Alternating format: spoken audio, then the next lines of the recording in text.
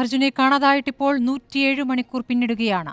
Radar ഉപയോഗിച്ചുള്ള പരിശോധനയിൽ മൺകൂനയ്ക്ക് നടുക്ക് ഒരു സ്ഥലം കണ്ടെത്തിയിരിക്കുന്നു. ലോറിയുണ്ടാകാൻ 70% സാധ്യത ഇവിടെയെന്നാണ് നിഗമനം. പക്ഷേ നേരം ഇരുട്ടിക്കഴിഞ്ഞിരിക്കുകയാണ്.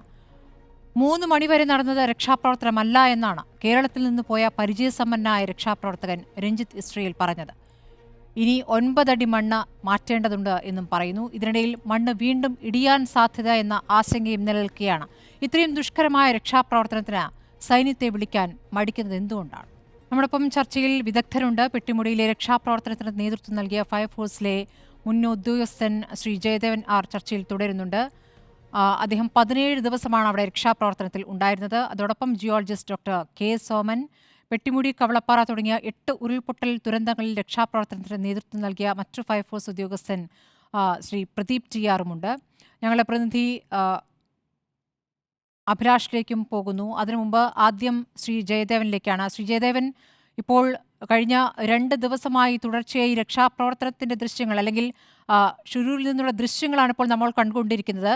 രക്ഷാപ്രവർത്തനം ഇന്ന് 3 മണി വരെ നടന്നത് യഥാർത്ഥത്തിൽ രക്ഷാപ്രവർത്തനമല്ല എന്നാണ് കേരളത്തിൽ നിന്ന് പോയ രഞ്ജിത്ത് ഇസ്രയേൽ പറഞ്ഞത്. താങ്കൾ ഈ കാഴ്ചയിൽ നിന്ന് മനസ്സിലാക്കിയ കാര്യങ്ങൾ എന്താണ്?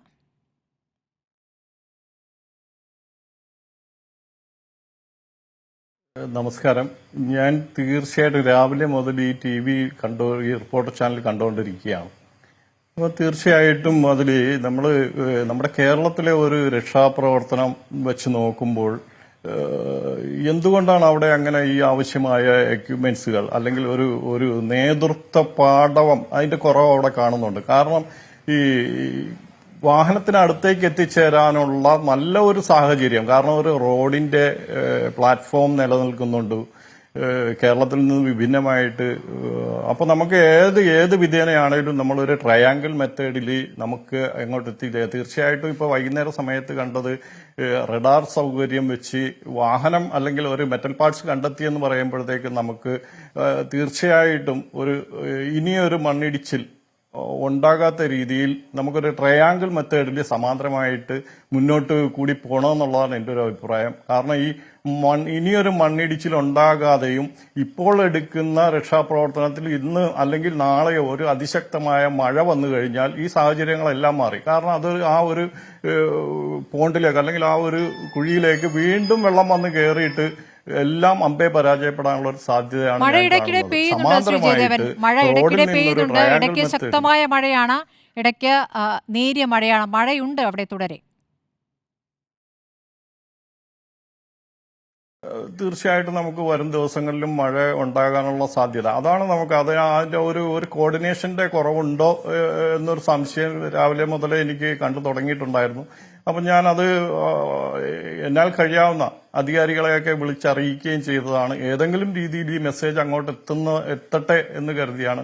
അങ്ങനെയാണ് ഇപ്പോൾ എന്നിലേക്ക് ഇത് വന്നേക്കുന്നത്. തീർച്ചയായിട്ടും സമാന്തരമായിട്ടൊരു മണ്ണുമാറ്റൽ പ്രക്രിയ നടക്കേണ്ടതുണ്ട്. എന്നാൽ മാത്രമേ നമുക്ക് ഈ വാഹനത്തിനടുത്തേക്ക് മറ്റൊരു ദുരന്തം ഇതിന്റെ ഉണ്ടാകാത്ത രീതിയിൽ നമുക്ക് വാഹനത്തെ എത്തിച്ചേരുകയും ഈ അർജുനെ രക്ഷിക്കുകയും കൂട്ടത്തിൽ രക്ഷാപ്രവർത്തനം എന്നുള്ള ഈ സമീപത്ത് മറ്റെന്തൊക്കെ ജീവൻ ഉണ്ടോ അവരെയൊക്കെ നമുക്ക് രക്ഷിക്കുക എന്നുള്ളതാണ്. അതിന് ഈ മെത്തേഡായിരിക്കും ഒരു പരിധിവരെ നല്ലതെന്നാണ് എനിക്ക് തോന്നുന്നത്. പക്ഷേ ഈ നമ്മുടെ കേരളത്തിനെ അപേക്ഷിച്ചുള്ള സാധ്യത. ശരി, ഞാൻ വരാം ശ്രീ ജയദേവൻ. ഞാനൊന്ന് അവിടേക്കൊന്ന് പോവുകയാണ്. ഷുരൂരിൽ നിന്നും ഞങ്ങളുടെ പ്രതിനിധി അഭിലാഷ് ഉണ്ട്. അഭിലാഷ്, ഇപ്പോൾ രാത്രി വൈകിയും രക്ഷാപ്രവർത്തനം തുടരാൻ തീരുമാനിച്ചത് യഥാർത്ഥത്തിൽ കേരളത്തിൽ നിന്നുള്ള സമ്മർദ്ദമാണ്. ഇവിടെ നിന്നുള്ള രക്ഷാപ്രവർത്തകൻ രഞ്ജിത്ത് ഇസ്രയേൽ പറഞ്ഞ ചില കാര്യങ്ങൾ ആശങ്കപ്പെടുത്തുന്നതാണ്. 3 മണി വരെ നടന്നത് യഥാർത്ഥത്തിൽ രക്ഷാപ്രവർത്തനമല്ല എന്ന് പറയുന്നു. എത്രത്തോളം സമ്മർദ്ദം ചെലുത്തുന്നു, അതിനുശേഷമാണ് ആ രൂപത്തിൽ ശാസ്ത്രീയമായ ഒരു തിരച്ചിലേക്ക് കടന്നത് എന്ന് പറയുന്നു. എന്താണ് ഇപ്പോൾ ഒരു മാറ്റമായിട്ട് അവിടെ കാണാൻ സാധിക്കുന്നത് അഭിലാഷൻ? രഞ്ജിത്ത് പറയുന്നത് പ്രകാരമാണെങ്കിൽ ഇന്ന് 3 മണിക്ക് ശേഷം മാത്രമാണ് ഈ രക്ഷാപ്രവർത്തനം ശരിയായ ദിശയിലേക്ക് വന്നത് എന്നുള്ളതാണ്. നേരത്തെ നടന്ന വഴിമാറിപ്പോയോ എന്നുള്ള സംശയം നേരത്തെ തന്നെ ഉണ്ടായിരുന്നു. ആ രക്ഷാപ്രവർത്തനം വഴിമാറിപ്പോയി എന്ന് തന്നെയാണ് കേരളത്തിൽ നിന്ന് വന്നിരിക്കുന്ന റെസ്ക്യൂവിൻ്റെ ടീം അംഗം കൂടിയായ രഞ്ജിത്ത് പറയുകയും ചെയ്തത്. ഈ കുടുംബങ്ങളൊക്കെ നേരത്തെ തന്നെ ഇത്തരത്തിൽ ആരോപണങ്ങൾ ഉന്നയിക്കുകയും ചെയ്തത് പ്രധാനമായും റോഡ് നന്നാക്കാനാണ് ഈ റെസ്ക്യൂ സംഘത്തിൻ്റെ നീക്കമൊക്കെ എന്നുള്ള ആരോപണങ്ങളൊക്കെ അവരുടെ ഭാഗത്തുണ്ടായിരുന്നു. പക്ഷേ മണ്ണ് നീക്കുക എന്നുള്ളത് ഏറ്റവും അത്യാവശ്യമായ ഒരു ഘടകം കൂടിയായിരുന്നു. ഏതായാലും ഇപ്പോൾ രഞ്ജിത്ത് പറയുന്ന പ്രകാരമാണെങ്കിൽ 10 മണി വരെ ഇന്ന് ഈ റെസ്ക്യൂ തുടരുമെന്നാണ്. കാരണം പ്രതികൂല സാഹചര്യമാണ്. വൈകുന്നേരം 7 മണി 8 മണിയോടുകൂടി ഈ പ്രവർത്തനം നിർത്താനായിരുന്നു നേരത്തെ ആലോചന ഉണ്ടായിരുന്നത്. പക്ഷേ ഞങ്ങൾ നൽകിയിരിക്കുന്ന ഒരു ധൈര്യവും ആത്മവിശ്വാസവും ഉണ്ട് NDRF സംഘത്തിന്. ഞങ്ങൾ കൂട്ടായിട്ടുള്ള ഒരു പ്രയത്നത്തിൻ്റെ ഭാഗമായിട്ടാണ് ഇപ്പോൾ 10 മണി വരെ ഈ റെസ്ക്യൂ തുടരാനുള്ള ഒരു നീക്കം നടത്തുന്നത്. പ്രത്യേകിച്ച് 22 അടിയോളം ഉയരത്തിൽ മണ്ണുണ്ട്. അതായത് ഈ വാഹനത്തിൻ്റെ മുകളിലാണെങ്കിൽ ഏതാണ്ട് 12-13 അടിയോളം ഉയരത്തിൽ മണ്ണുണ്ട് എന്നാണ് ഇപ്പോൾ പറയുന്നത്. അങ്ങ് 15 അടിയോളം ഉൾഭാഗത്തേക്കാണ് ഈ വാഹനമുള്ളത്. അങ്ങനെയാണെങ്കിൽ ഈ വാഹനത്തിൻ്റെ അടുത്തേക്ക് വരെയുള്ള മണ്ണ് നീക്കം ചെയ്തതിന് ശേഷം ഈ വാഹനത്തിൻ്റെ അടുത്തേക്ക് എത്തുക എന്നുള്ളത് ഈ സമയത്ത് അസാധ്യമായ ഒരു കാര്യമാണ്. അങ്ങനെയാണെങ്കിൽ ഈ വാഹനത്തിൻ്റെ മുകളിൽ ഇപ്പോൾ സ്കെച്ച് ചെയ്തിരിക്കുന്ന ഒരു സ്ഥലമുണ്ട്. കാരണം ഈ റഡാർ പരിശോധനയിൽ ഇത്തരത്തിലൊരു വാഹനത്തിൻ്റെ അല്ലെങ്കിൽ ഇരുമ്പിൻ്റെ ഒരു ഭാഗമുണ്ട് എന്നുള്ള സംശയം 70% ഒരു ഉറപ്പ് ഇവരുടെ ഭാഗത്തുണ്ടായിട്ടുണ്ട്, NIT സംഘത്തിൻ്റെ ഭാഗത്തുണ്ടായിട്ടുണ്ട്. അതുകൊണ്ട് ആ മേഖലയിൽ മാത്രം മണ്ണ് മണ്ണ് കോരിയെടുത്തതിന് ശേഷം ഈ വാഹനത്തിൽ നിന്ന് അർജുനെ രക്ഷപ്പെടുത്തിയെടുക്കാനുള്ള ഒരു ശ്രമമാണ് ഇപ്പോൾ നടക്കുന്നത്. അവിടെ മണ്ണെടുക്കുന്ന ശ്രമം എന്ന് പറയുന്നത് നേരത്തെ പറഞ്ഞത് 22 അടിയിലേക്ക് മണ്ണ് കുഴിക്കുക എന്നുള്ളത് എത്ര സമയമെടുക്കുന്ന ജോലിയാണ്? എന്താണ് രക്ഷാപ്രവർത്തകർ പറയുന്നത്? അവർ പറയുന്നത് 10 മണിയോടുകൂടി ഈ ദൗത്യത്തിൻ്റെ കാരണം അടിയിലേക്ക് എത്താൻ കഴിയുമെന്ന് തന്നെയാണ്. കൂടുതൽ വാഹനങ്ങൾ അതോടൊപ്പം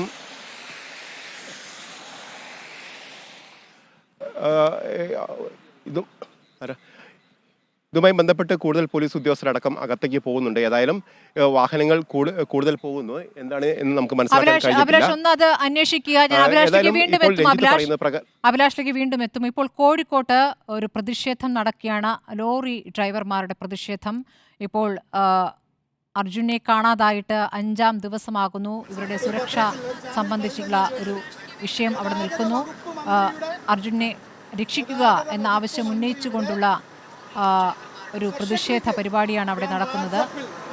VS രഞ്ജിത്തിന്റെ വിവരങ്ങളുമായി. VS, ഇപ്പോൾ സേവ് അർജുൻ എന്ന ബാനറുമേന്തി ലോറി ഡ്രൈവർമാരുടെ പ്രതിഷേധം, അവരുടെ പ്രതികരണങ്ങളിലേക്ക് പോകാം. ഏതെങ്കിലും സംഘടനയുടെ നേതൃത്വത്തിലുള്ള പ്രതിഷേധമാണോ?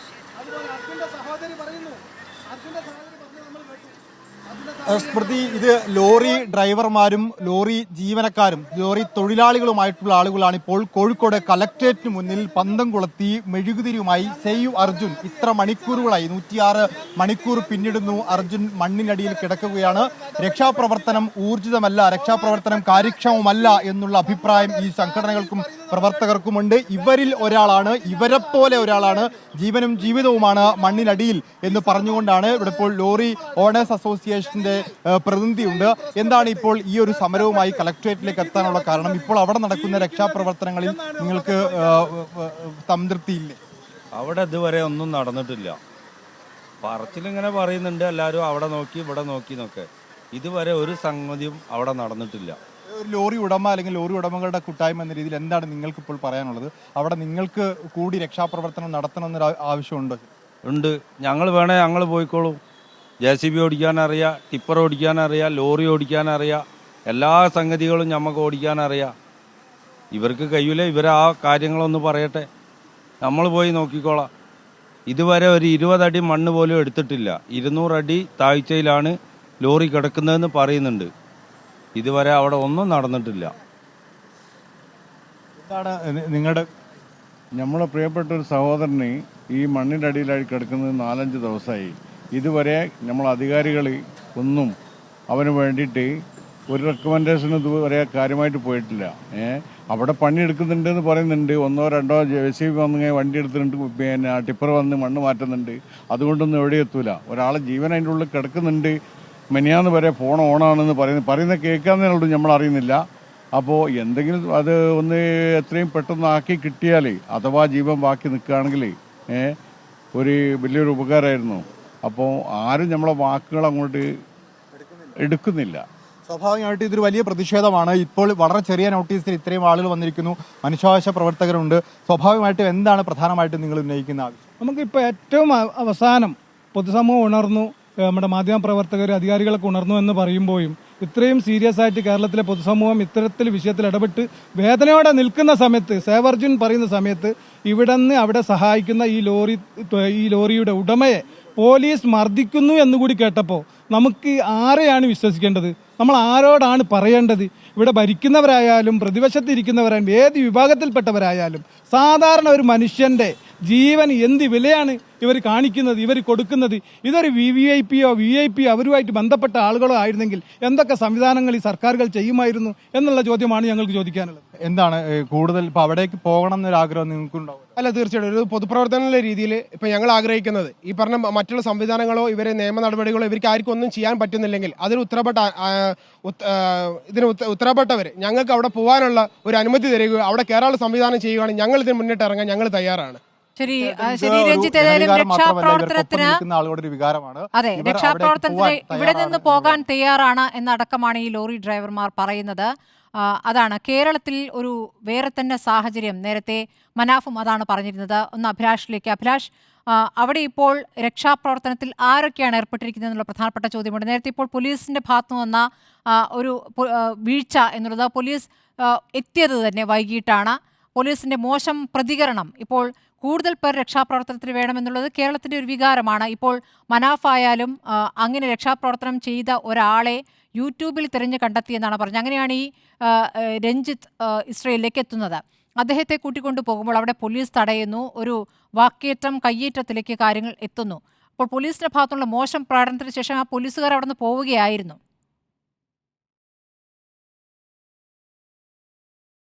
തീർച്ചയായിട്ടും പോലീസിന്റെ ഭാഗത്ത് മോശമായ പ്രതികരണം തന്നെയാണ് ഉണ്ടായത്. കഴിഞ്ഞ 5 ദിവസമായി ഈ ആൾ ഇതുമായി ബന്ധപ്പെട്ട് അർജുൻ്റെ ജീവൻ രക്ഷിക്കുന്നതിന് വേണ്ടി പോലീസ് ഉദ്യോഗസ്ഥരുമായി നിരന്തരം ബന്ധപ്പെടുകയും അവരോട് അപേക്ഷിക്കുകയും ഇത് കൃത്യമായ രീതിയിലല്ല ഈ ദൗത്യം മുന്നോട്ട് പോകുന്നുള്ള പറയുകയും ചെയ്തിരുന്നു. അതോടൊപ്പം തന്നെ കൂടുതൽ ആളുകളെ ഇതുമായി ബന്ധപ്പെട്ട വിദഗ്ധരെ കൊണ്ടുവരണമെന്നുള്ള ആവശ്യം കൂടി അവർ ഉന്നയിക്കുകയും ചെയ്തിരുന്നു. ഇതിന് പിന്നാലെയാണ് കേരളത്തിൽ നിന്നുള്ള ഒരു ദൗത്യ സംഘത്തെ ഇതുമായിട്ട് റെസ്ക്യൂ ഓപ്പറേഷനിൽ വലിയ പരിചയമുള്ള രഞ്ജിത്ത് അടക്കമുള്ള ആളുകളെ ഇങ്ങോട്ട് കൊണ്ടുവരുന്നത്.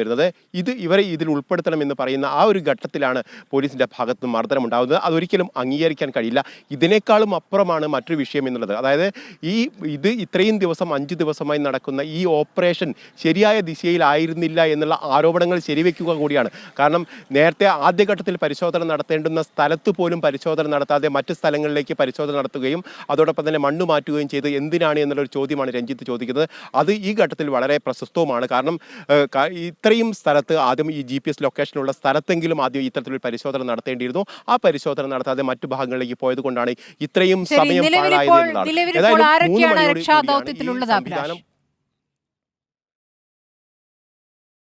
ഏതായാലും ഇതുമായി ബന്ധപ്പെട്ട ദുരന്ത നിവാരണ സമിതിയിലെ അംഗങ്ങളൊക്കെ ഉണ്ട്. അതോടൊപ്പം തന്നെ ഈ കേരളത്തിൽ വന്നിരിക്കുന്ന രഞ്ജിത്ത്, കൃഷ്ണദാസ് അടക്കമുള്ള ആ ഗ്രൂപ്പും കൂടി ചേർന്നുകൊണ്ട് അവർക്ക് ആത്മവിശ്വാസം നൽകിക്കൊണ്ടാണ് രാത്രിയിൽ നമുക്ക് ഇതിൽ ചെയ്യാം, ഇതിൽ വലിയ റിസ്ക് ഇല്ല, നമുക്ക് ചെയ്യാൻ കഴിയുന്ന കാര്യമാണ്, റിസ്കിനെയൊക്കെ നമുക്ക് അതിജീവിക്കാൻ കഴിയുമെന്നുള്ള ഉറപ്പ് ഇവർ നൽകിക്കൊണ്ട് 10 മണിവരെയെങ്കിലും നമുക്ക് ഈ റെസ്ക്യൂ നടത്തണമെന്നുള്ള ഒരു നിർദ്ദേശമാണ് അവരുടെ ഭാഗത്തുനിന്നുണ്ടായിരിക്കുന്നത്. ഏതായാലും ജില്ലാ ഭരണകൂടം അവസാന ഘട്ടത്തിൽ അതിന് അംഗീകാരം നൽകുന്നു. അതോടൊപ്പം തന്നെ NDRF അടക്കമുള്ള സംഘടനകളും ഇതുമായി യോജിച്ച് മുന്നോട്ട് പോകാനുള്ള തീരുമാനത്തിലെത്തുന്നു. അതുകൊണ്ട് തന്നെ ഇപ്പോൾ ലോറി ഉണ്ട് എന്ന് കരുതുന്ന ആ സ്ഥലത്തിന് മുകളിലായി മണ്ണ് മാന്തിക്കൊണ്ട് ലോറിയിലേക്ക് എത്താൻ ഊർന്നിറങ്ങാനുള്ള ഒരു സൗകര്യം, അത്തരം ഒരു സാഹചര്യം സൃഷ്ടിക്കുകയാണ്. അങ്ങനെയാണെങ്കിൽ അതിൽ നിന്ന് എയർലിഫ്റ്റ് ചെയ്യാനോ ഉയർത്തിക്കൊണ്ടുവരാനോ ഒക്കെയുള്ള ശ്രമം നടത്താൻ കഴിയുമെന്നുള്ള പ്രതീക്ഷയാണ് രഞ്ജിത്ത് നമ്മോട് പങ്കുവയ്ക്കുന്നത്. അർജുനായുള്ള തിരച്ചിൽ തുടരുന്നു. അർജുൻ അടക്കം 3 പേരാണ് ഇപ്പോൾ മണ്ണിനടിയിൽ കുടുങ്ങിക്കിടക്കുന്നത് എന്നുള്ള സൂചനകളാണ് ലഭിക്കുന്നത്. ഏതായാലും ഇപ്പോൾ റോഡിന്റെ നടുഭാഗത്തു നിന്ന് ലഭിച്ച സിഗ്നൽ ഒരു പ്രതീക്ഷയാവുകയാണ്. അതുപ്രകാരമുള്ള തിരച്ചിലാണ് നടക്കുന്നത്. മണ്ണും കല്ലുമല്ലാത്ത ഒരു വസ്തു, മണ്ണും പാറയുമല്ലാത്തൊരു വസ്തുവാണ്, അത് ലോഹമാണ് എന്നുള്ള സൂചന. ആ ലോഹം ലോറിയാണ് എന്നുള്ള പ്രതീക്ഷയിലാണ് ഇപ്പോൾ തിരച്ചിൽ പുരോഗമിച്ചുകൊണ്ടിരിക്കുന്നത്. ശ്രീ ജയദേവൻ, ഇപ്പോൾ ഞങ്ങളുടെ പ്രതിനിധി പറഞ്ഞത് കേട്ടല്ലോ, അവിടുത്തെ തിരച്ചിൽ എത്രത്തോളം മോശം അവസ്ഥയിലായിരുന്നു? 3 മണിക്ക് ശേഷമാണ് തിരച്ചിൽ, അതായത് കേരളത്തിൽ നിന്നുള്ള സംഘം ഇടപെട്ട ശേഷം അതിൽ ഒരു പുരോഗതി ഉണ്ടാകുന്നു എന്നുള്ളതാണ്. താങ്കൾ ഈ പറഞ്ഞ ഈ ട്രയാങ്കിൾ മെത്തേഡ് എന്താണ് എന്നൊന്ന് വിശദീകരിക്കാമോ? അതോടൊപ്പം പെട്ടിമുടിയിൽ ഒരു തിരച്ചിലിലേക്ക് എല്ലാവരും ഇറങ്ങിച്ചെല്ലുന്ന ഒരു സാഹചര്യമല്ലേ ഉണ്ടായിരുന്നത്?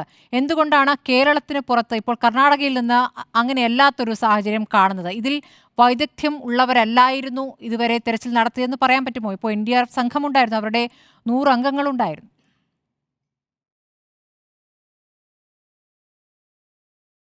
തീർച്ചയായിട്ടും ഞാൻ അത് പറയുന്നതിന് മുമ്പേ നമുക്ക് കേരളത്തിലേക്ക് വരാം. കേരളത്തിലെ തേക്കടി ദുരന്തം നമ്മുടെ ഓർമ്മയിലുണ്ടല്ലോ, തേക്കടി ബോട്ട് അപകടം. ആ ബോട്ട് അപകടത്തിൽ എത്ര കാര്യക്ഷമമായിട്ടാണ്, അതൊന്ന് റീവൈൻഡ് ചെയ്ത് നോക്കൂ. നമ്മൾ ആ, ഈ കേരളം എത്ര ജാഗ്രതയോടുകൂടിയാണ് ആ അറിഞ്ഞ നിമിഷം തന്നെ ഫയർ ആൻഡ് റെസ്ക്യൂ സർവീസ്, അതിന്റെ മുങ്ങൽ വിദഗ്ധർ, അതുകൂടാതെ രാത്രി വൈകിപ്പോയതിനു ശേഷം നമ്മൾ അന്ന് അസ്കാലൈറ്റ് എന്ന് പറയുന്ന ഒരു സംവിധാനം തൊട്ടടുത്ത് തന്നെ ദിലീപിന്റെയോ മറ്റോ ആണെന്ന് തോന്നുന്നു, എനിക്ക് തോന്നുന്നു എന്റെ ഓർമ്മ ശരിയാണെങ്കിൽ, ഒരു ഷൂട്ടിംഗ് ലൊക്കേഷൻ സ്ഥലത്ത് നിന്ന് ആ രാത്രി തന്നെ ഈ അസ്കാലൈറ്റ് എന്ന് പറയുന്ന സംഭവം ആദ്യമായി നമ്മൾ അവിടെ കൊണ്ടുവന്ന് വെച്ച് ആ രാത്രിയും കൊടും തണുപ്പത്ത് രക്ഷാപ്രവർത്തനം നടത്തുക എന്നൊക്കെ പറയുന്നത് അത്രയ്ക്ക് ജാഗ്രതയാണ് കേരളത്തിൽ കാണിക്കുന്നത്. എന്തുകൊണ്ട് എന്നുള്ളത് ഒരു ചോദ്യചിഹ്നം അവിടെ നിൽക്കെ തന്നെ. പെട്ടിമുടിയും സമാനമായ ഇതാണ്. പെട്ടിമുടിയിൽ ഞങ്ങൾ പോയി എന്ത് ചെയ്യണം, ഒരു JCB ഉണ്ട്, ഞങ്ങളും ഉണ്ട്, എന്ത് ചെയ്യണമെന്ന് പകച്ചു നിൽക്കുന്ന സമയത്ത് അന്ന് ആദ്യ ദിവസം തന്നെ എനിക്ക് ശേഷം സംസാരിക്കുമെന്ന് പറയുന്ന TR പ്രദീപ്, ഞങ്ങള് അക്ഷമരായി ഒരു 7 ബോഡി എടുത്തതിന് ശേഷം അന്ന് വൈകുന്നേരം, എല്ലാ ദിവസവും വൈകുന്നേരം മൂന്നാർ ഗസ്റ്റ് ഹൌസിൽ വെച്ച് ബഹുമാനപ്പെട്ട കേരള പോലീസ് SP-യുടെ സാന്നിധ്യത്തിൽ ചർച്ച നടത്തുകയും നാളെ നിങ്ങൾക്ക് എന്തൊക്കെ എക്യുപ്മെന്റ്സ് ആണ് വേണ്ടത്. അപ്പൊ ഞങ്ങൾ പറഞ്ഞു, സാറേ നാളെ ഒരു 3, കാരണം ഈ കൊടുമല കയറി ഇറങ്ങി ഒരു ഹിറ്റാച്ചി അവിടെ എത്തിക്കുക എന്ന് പറയുന്നത് വളരെ ആയാസകരമാണ്. അപ്പൊ ഞങ്ങൾ പറഞ്ഞു ഒരു 3 ഹിറ്റാച്ചി കൂടി മതി എന്ന് പറയുമ്പോഴത്തേക്ക് അദ്ദേഹം ഇങ്ങോട്ട് പറയുകയാണ്, അല്ല നാളെ ഒരു 6 ഹിറ്റാച്ചി വരും, നമുക്ക് നാളെ 6 ഹിറ്റാച്ചി വെച്ചുള്ള ഓപ്പറേഷൻസ് ആണ് നമുക്ക് അവിടെ നടത്തേണ്ടത് എന്ന് അദ്ദേഹം ഇങ്ങോട്ട് പറയുകയാണ്. അപ്പോഴും സത്യത്തിൽ രാത്രി 10 മണിക്ക് തിരിച്ചു പോകുന്ന എനിക്ക് ആകാംക്ഷയാണ്, എങ്ങനെ 6 ഹിറ്റാച്ചി അവിടെ വന്ന്. പക്ഷേ അദ്ദേഹം പറഞ്ഞതുപോലെ തന്നെ 7 മണിയായപ്പോൾ തന്നെ 6 ഹിറ്റാച്ചി അവിടെ ലോറിയിൽ ടക്ക് ചെയ്ത് അവിടെ എത്തിച്ചിരിക്കുകയാണ്. അപ്പൊ അതാണ് കേരളത്തിന്റെ ഒരു ജാഗ്രത, അല്ലെങ്കിൽ ഒരു ഡിസാസ്റ്റർ മാനേജ്മെന്റ് എന്ന് പറയുന്നത്. ഇവിടെ ഇപ്പോഴും നമ്മൾ കാണുന്നത് എണ്ണാവുന്ന നാമമാത്രമായ ഹിറ്റാച്ചിയൊക്കെയാണ്. പക്ഷെ അവിടെ നമുക്ക് സുന്ദരമായിട്ട് വർക്ക് ചെയ്യാം. കാരണം ഈ ട്രയാങ്കിൾ എന്ന് പറയുമ്പോൾ നമ്മൾ കണ്ട വാഹനം ഒരു കോർണർ പോയിന്റും മറ്റ് 2 വശങ്ങളിൽ നിന്നും മണ്ണ് ഒരു 4 JCB-യുടെ സഹായത്തോടു കൂടി മണ്ണെടുത്ത് മാറ്റുക. അപ്പൊ എന്താ അതിന്റെ ഗുണമെന്ന് പറഞ്ഞാൽ ഒരു തുടർ മണ്ണിടിച്ചിൽ ഒരു കാരണവശാലും ഉണ്ടാകത്തില്ല എന്നുള്ളതാണ്. കാരണം നമുക്ക് ആവശ്യമായ സ്പേസ് അവിടെ കിട്ടും, നമുക്ക് ആ വാഹനത്തിലേക്ക് എത്തിച്ചേരാനുള്ള സാധ്യതകൾ കൂടുതലാണ്. അപ്പോൾ തീർച്ചയായിട്ടും പ്രതിസന്ധികൾ ഉണ്ടാകും. വലിയ വലിയ പാറക്കഷ്ണങ്ങൾ ഇതിന്റെ കൂടെ വന്നു. ഈ പാറക്കഷ്ണം എന്ന് പറയുന്ന ചെറിയ രീതിയിലൊന്നുമല്ല, അതൊക്കെ പൊട്ടിച്ചു മാറ്റാനുള്ള ജാക്കി ഹാമർ സംവിധാനങ്ങൾ, അവിടെയൊക്കെയാണ് നമുക്ക് കുറച്ചെങ്കിലുമൊക്കെ മാൻ പവറിന്റെ ആവശ്യം വരുന്നത്. അങ്ങനെ നമ്മൾ മുന്നോട്ട് നീങ്ങിക്കഴിഞ്ഞാൽ ഇത് എല്ലാ രീതിയിലും, ഇപ്പൊ ഈ പറയുന്ന പ്രവൃത്തിയിൽ നമ്മൾ ലോറി കണ്ടെത്തിയാലും അർജുന്റെ ജീവൻ രക്ഷിച്ചാൽ തന്നെയും നമുക്ക് ആ സംഭവ സ്ഥലത്തേക്ക് എത്തിച്ചേരാനുള്ള അകലം കുറയും. അപ്പൊ അത് എത്രയും പെട്ടെന്ന് നടത്തണമെന്നും ഈ പറയുന്ന ഹിറ്റാച്ചിയുടെയൊക്കെ ഹെവി എക്യുപ്മെന്റ്സിന്റെ സാന്നിധ്യം അവിടെ വളരെ കുറവാണെന്നുള്ളതാണ് എന്റെ ഒരു വീക്ഷണത്തിൽ കാണുന്നത്. ശരി, ഡോക്ടർ K. സോമൻ, ജിയോളജിസ്റ്റ്, നമ്മോടൊപ്പം ചർച്ചയിലുണ്ട്. Doctor K. സോമൻ, ഇപ്പോൾ ടെറൈനിലുള്ള വ്യത്യാസം, ഇപ്പോൾ പെട്ടിമുടി രക്ഷാപ്രവർത്തനത്തിന് നേതൃത്വം നൽകിയ മുൻ ഉദ്യോഗസ്ഥരാണ് ഇപ്പോൾ നമ്മോട് പ്രതികരിച്ചത്. പക്ഷേ 2 സ്ഥലത്തെയും ഭൂപ്രദേശത്തെ വ്യത്യാസം എങ്ങനെയാണ് താങ്കളൊന്ന് വിലയിരുത്തുന്നത്? ഇവിടെ ഹിറ്റാച്ചികൾ അധികമില്ല എന്നൊരു പരാതി നേരത്തെയും ഉയരുന്നുണ്ട്. പക്ഷെ അവിടെ വീണ്ടും മണ്ണിടിയാൻ സാധ്യതയുള്ള ഒരു പ്രദേശമാണ്. നമ്മൾ കണ്ടിടത്തോളം അങ്ങനെയാണ്. ഇടയ്ക്കിടെ മഴ പെയ്യുന്നുണ്ട്. അപ്പോൾ ഈ രക്ഷാപ്രവർത്തനം എന്ന് തന്നെ ഒരു വെല്ലുവിളിയായ ഒരു സാഹചര്യമാണ്. പക്ഷേ രക്ഷാപ്രവർത്തനത്തിനുള്ള മനസ്സ് ഒരു പ്രധാനപ്പെട്ട ഘടകമാണ്. അത് എത്രത്തോളം ഉണ്ട് എന്നുള്ളത് നമ്മൾ കണ്ടു കഴിയുകയും ചെയ്തിരിക്കുന്നു. അപ്പോൾ ഒരു ഭൂപ്രദേശവും നമ്മുടെ ഭൂപ്രദേശവും തമ്മിലുള്ള ഒരു വ്യത്യാസം അതെങ്ങനെയാണ് താങ്കൾ വിലയിരുത്തുന്നത്, ഡോക്ടർ K. സോമൻ? അതായത് കർണാടകത്തിന്റെ വടക്ക് ഭാഗം, അതായത് ഉത്തര കന്നഡയിൽ വരുമ്പോൾ ഗോവയ്ക്ക് മുമ്പ് വരുന്ന സ്ട്രെച്ചിലാണ് നമ്മൾ ശിലകൾ എന്ന് പറയുന്നത് ഈ ധർവാർ ഷിസ്റ്റ് എന്ന് പറയുന്ന ഒരുതരം ശിലകൾ, അതിനകത്ത് വളരെ എന്താ പറയുക കട്ടി കുറഞ്ഞ ശിലകൾ കൊണ്ട് ഈ വീണ് കിടക്കുന്ന മണ്ണിൽ കണ്ടതുപോലെ വലിയ ബോൾഡേഴ്സ് വരുന്ന ക്വാർട്സൈറ്റിന്റെ വലിയ ബ്ലോക്സ് ഉണ്ട്. അത് 2 ടൺ കണക്കിനുള്ളതാണ്. അപ്പൊ അങ്ങനെയുള്ള ഒരു ശില സംവിധാനവും അതിന്റെ ഇടയ്ക്ക് അതിലും കെട്ടിക്കൂടിയ സാധനങ്ങൾ, അതായത് ഇപ്പം ഈ ലാൻഡ് സ്ലൈഡ് ഉണ്ടായതിന്റെ കുറച്ചുകൂടെ വടക്കോട്ട് പോയി കഴിയുമ്പോഴത്തേക്ക് അവിടെ പാറകൾ ഉണ്ടെന്ന് ഉള്ള ദൃശ്യം കാണിച്ചിരുന്നല്ലോ. അപ്പോൾ അങ്ങനെ വ്യത്യസ്തമായിട്ടുള്ള ഒരു ജിയോളജി സ്ട്രക്ചറാണ് അവിടെ ഉള്ളത്. ഇവിടെ ലാറ്ററൈറ്റ് ആ മലയുടെ ഉയരം വളരെ കൂടുതലാണ്. ഇവിടെ ഏറ്റവും വലിയ അനാസ്ഥ ചെയ്തിരിക്കുന്ന ഇത് നാഷണൽ ഹൈവേ ആണെന്ന് അതിന്റെ ധാരണ. നാഷണൽ ഹൈവേ 66 ആണോ? ഇടുന്നു. അപ്പം അപ്പം ഏറ്റവും അനാസ്ഥ കാണിച്ചിരിക്കുന്ന ആ റോഡ് കൺസ്ട്രക്ഷനിലാണ് നമ്മൾ കാണേണ്ടത്. അതായത് 10-13 മീറ്റർ ഉയരത്തിലെ ഒരു കട്ടിങ് അവർ കൊടുത്തിരിക്കുകയാണ്. ആ കട്ടിങ്ങിന്റെ ആംഗിൾ എന്ന് പറയുന്നത് ഒരു 70-80 ഡിഗ്രി, അതായത് വീഴാത്ത ഒരു സ്ട്രെച്ച് ഇതിന്റെ വടക്ക് ഭാഗത്തിരിപ്പുണ്ട്. അപ്പോൾ ഈ ലൂസ് സ്ട്രാറ്റയില 45 ഡിഗ്രി പോകേണ്ടത്, ആൾതാമസം കുറവാണ്. അപ്പൊ അവിടെ 45 ഡിഗ്രിയിലെ സ്ഥലം ഉള്ളിലോട്ട് എടുക്കാം, ഇല്ലെങ്കിൽ സ്റ്റെപ്പ് ചെയ്ത് അതിനെ സ്റ്റെപ്പ് ബെഞ്ചിങ് ചെയ്ത് മാറ്റാം. അങ്ങനെ വന്നു കഴിഞ്ഞാൽ ഇത്രയും വലിയൊരു ദുരന്തം ഉണ്ടാവത്തില്ല. 1. 2, ഈ വീഴാതിരിക്കുന്നതും വീണതിന്റെ ഇടയിൽ നോക്കിക്കോളൂ, അതിലേക്കിടെ വെള്ളം ഊറി വരുന്നുണ്ട്. നമ്മൾ ഫോട്ടോയിൽ കാണുമ്പോഴാ വെജിറ്റേഷൻ കവറും ആ വെള്ളം ഊറുന്ന പാതയും നോക്കിക്കഴിഞ്ഞാൽ അവിടെ ഒരു ഗള്ളിയാണ്. അപ്പം വെള്ളം ഊറ്റി വരുന്ന സ്ഥലമാണ്. അങ്ങനെ ഒരു ഗള്ളി ലൈൻ വരുന്നിടത്ത് കൾവർട്ട് കൊടുക്കാതെയും മറ്റ് സുരക്ഷാ സംവിധാനങ്ങൾ ഒരുക്കാതെയും റോഡ് പണിയുന്നതാണ് ഏറ്റവും അശാസ്ത്രീയം. ആദ്യത്തെ പോയിന്റ്. അതായത് ഇത് പറയുന്നതിന് കാരണമുണ്ട്. മലബാറിൽ, അതായത് കാസർഗോഡിന്റെയും കോഴിക്കോടിന്റെയും ഭാഗങ്ങളിൽ ഇന്ന് നാഷണൽ ഹൈവേ അതോറിറ്റി ചെയ്തുകൊണ്ടിരിക്കുന്ന പ്രവൃത്തികളും ഇതേപോലുള്ള ദുരന്തങ്ങളിലോട്ട് വഴിവെക്കുന്നതാണ്. അതുകൂടെ പറയാൻ കൂട്ടത്തിൽ ഞാൻ ആഗ്രഹിക്കുകയാണ്. 2, നാഷണൽ ഹൈവേ അതോറിറ്റിക്ക് ഇതിനകത്തൊരു മോണിറ്ററിംഗ് സംവിധാനം, കാര്യം കേരളത്തിൽ വരുമ്പോൾ കുറച്ച് ദൂരം, ചെറിയ സംസ്ഥാനം, എല്ലായിടത്തും ആൾതാമസം, ഈ പ്രദേശങ്ങളിലോട്ട് പോകുമ്പോൾ ആൾവാസങ്ങൾ കുറവ്. അങ്ങനെയുള്ളപ്പോൾ ഒരു മോണിറ്ററിംഗ് സംവിധാനം അവർക്ക് വേണ്ടതല്ലേ. 3, ഈ പറഞ്ഞ വളരെ സ്റ്റീപ്പായിട്ട് കട്ട് ചെയ്ത് ലാറ്ററൈറ്റ് വളരെ സ്റ്റീപ്പാണ്, 10, 13, 14 മീറ്റർ ഹൈറ്റിൽ കാണാം. അത് സ്ലൈഡ് ചെയ്യാം, ഏത് സമയത്തും സ്ലൈഡ് ചെയ്യാം. താങ്കൾ പറഞ്ഞത് ശരിയാണ്. ഒരു മോണിറ്ററിംഗ് സംവിധാനം ഉണ്ടായിരുന്നെങ്കിൽ അവിടെ ഒരു ചായക്കട ഉണ്ടായിരുന്നു എന്ന് പറയുകയാണ്. ഇങ്ങനെ മലനിര ആ ഭാഗത്തു നിന്നും ഇടിഞ്ഞു വീഴാൻ സാധ്യതയുള്ള ഒരു പ്രദേശത്ത് വാഹനങ്ങൾ, അവിടെ ചായ കുടിക്കാനായി വാഹനങ്ങൾ നിർത്തി, നിരനിരയായി വാഹനങ്ങൾ നിർത്താറുണ്ടെന്നാണ് പറയുന്നത്. ഈ അപകടം ഉണ്ടായ സമയത്തും ആ രൂപത്തിലായിരുന്നു സാഹചര്യം. അപ്പോൾ ഒന്ന് റോഡ് നിർമ്മാണത്തിലെ അശാസ്ത്രീയതയാണ് ഇതിൽ ഏറ്റവും വലിയ. ആ റോഡ് നിർമ്മാണത്തിലെ അശാസ്ത്രീയതയില് വെള്ളം ഒഴുകിപ്പാനുള്ള സംവിധാനം, ആ പറയുന്ന ഗള്ളി ലൈൻ ഉണ്ട്, അതിലേക്കിടെ വെള്ളം വരുന്നത്. അപ്പൊ ഈ ഹൈഡ്രോസ്റ്റാറ്റിക് പ്രഷർ കൂടി കഴിയുമ്പോൾ ഇതിനെ ഇങ്ങോട്ടെങ്കിൽ തള്ളി കഴിഞ്ഞാൽ ഇതെല്ലാം കൂടെ റോഡിലോട്ടേ മറിഞ്ഞു വീഴുള്ളൂ. ആ സൈഡിൽ ഒരു പ്രൊട്ടക്ഷൻ കണ്ടില്ല, പുഴയുടെ സൈഡിൽ പ്രൊട്ടക്ഷൻ കണ്ടില്ല. അപ്പോൾ ഇത് ഏകദേശം നാഥനില കളരിയുടെ ഒരു ലോകത്തൊരിടത്തും ഇതുപോലുള്ള റോഡ് നിർമ്മാണം എവിടെയും കണ്ടിട്ടില്ല. അപ്പം നാഷണൽ ഹൈവേ അതോറിറ്റിയാണ് ചെയ്യുന്നതെങ്കിലും അതാത് സംസ്ഥാനത്തെ അധികാരികൾക്കും അതിനൊരു റോളുണ്ട് ഇതൊക്കെ ഒന്ന് മോണിറ്റർ ചെയ്യാൻ. നമ്മുടെ കേരളത്തിലും ഇതുണ്ട്. കാര്യം മലബാറിൽ ഇപ്പൊ ഇത് നടന്നുകൊണ്ടിരിക്കുക, ഇത്തരം റോഡ് നിർമ്മാണങ്ങൾ. നിങ്ങൾ ഒന്ന് പോയാൽ അറിയാം, അവിടെ ഈ 2 പ്രശ്നങ്ങളും ഇവിടെയും വരും. നമ്മുടെ അധികാരികൾക്കും ഇതൊക്കെ കൺട്രോൾ ചെയ്യാനുള്ള ഒരു അവകാശം ഉണ്ടാവണം, ഇല്ലേ ചെയ്യണം. ഇത് രണ്ടും ഇവിടെ സംഭവിച്ചിട്ടില്ല. ഈ ഭൂപ്രകൃതി, ഇപ്പം വടക്കൻ മലബാറും ഈ പറഞ്ഞ അപകടം നടന്നിടത്തും തമ്മിൽ ഒരുപാട് സാമ്യമുണ്ട്. ആകെ വ്യത്യാസം എന്ന് പറഞ്ഞാൽ നമ്മുടെ ഇവിടെ കുറച്ച് ആൾതാമസം അടുക്കെ ഉണ്ടോ എന്നുള്ള ഒരു അഡ്വാൻറ്റേജ് നമുക്കുണ്ട്, അവിടെ അതില്ല. അതുപോലെ NDRF, നമ്മുടെ ഡിസാസ്റ്റർ മാനേജ്മെന്റ് നമ്മൾ ഒരുപാട് കൊട്ടിഘോഷിക്കും. നമ്മൾ പറയുമ്പോൾ കേരളത്തിന്റെ കാര്യം മാത്രം പറഞ്ഞാൽ പോരാ. ഇത് ഒരു വളരെ ശാസ്ത്രീയമായ രീതിയിൽ സംഘടിപ്പിക്കുകയോ മോണിറ്റർ ചെയ്യുന്നയോ ഒരു സംവിധാനം അവിടെയില്ല, നമ്മുടെ നാട്ടിലും ഇല്ല. കാര്യം അപകടം വരുമ്പോൾ ചാടി വീഴുന്ന ഒരു പരിപാടിയാണ്. അതിന് നമുക്ക് അപകടം വരാതിരിക്കാൻ എന്ത് ചെയ്യണമെന്നുള്ളതാണ് ഡിസാസ്റ്റർ മാനേജ്മെന്റിലെ ആദ്യത്തെ പ്രിൻസിപ്പിൾ. അത് ഇവിടെയും ചെയ്തിട്ടില്ല, കർണാടകത്തിൽ ഒട്ടുമില്ല. ആൾതാമസം കുറഞ്ഞിടത്തോട്ട് വടക്കോട്ട് പോകുമ്പോൾ അത് അതിലും കുറഞ്ഞു വരും. ഇത് നമ്മുടെ രാജ്യത്തിന് ഒട്ടും ഭൂഷണമല്ല.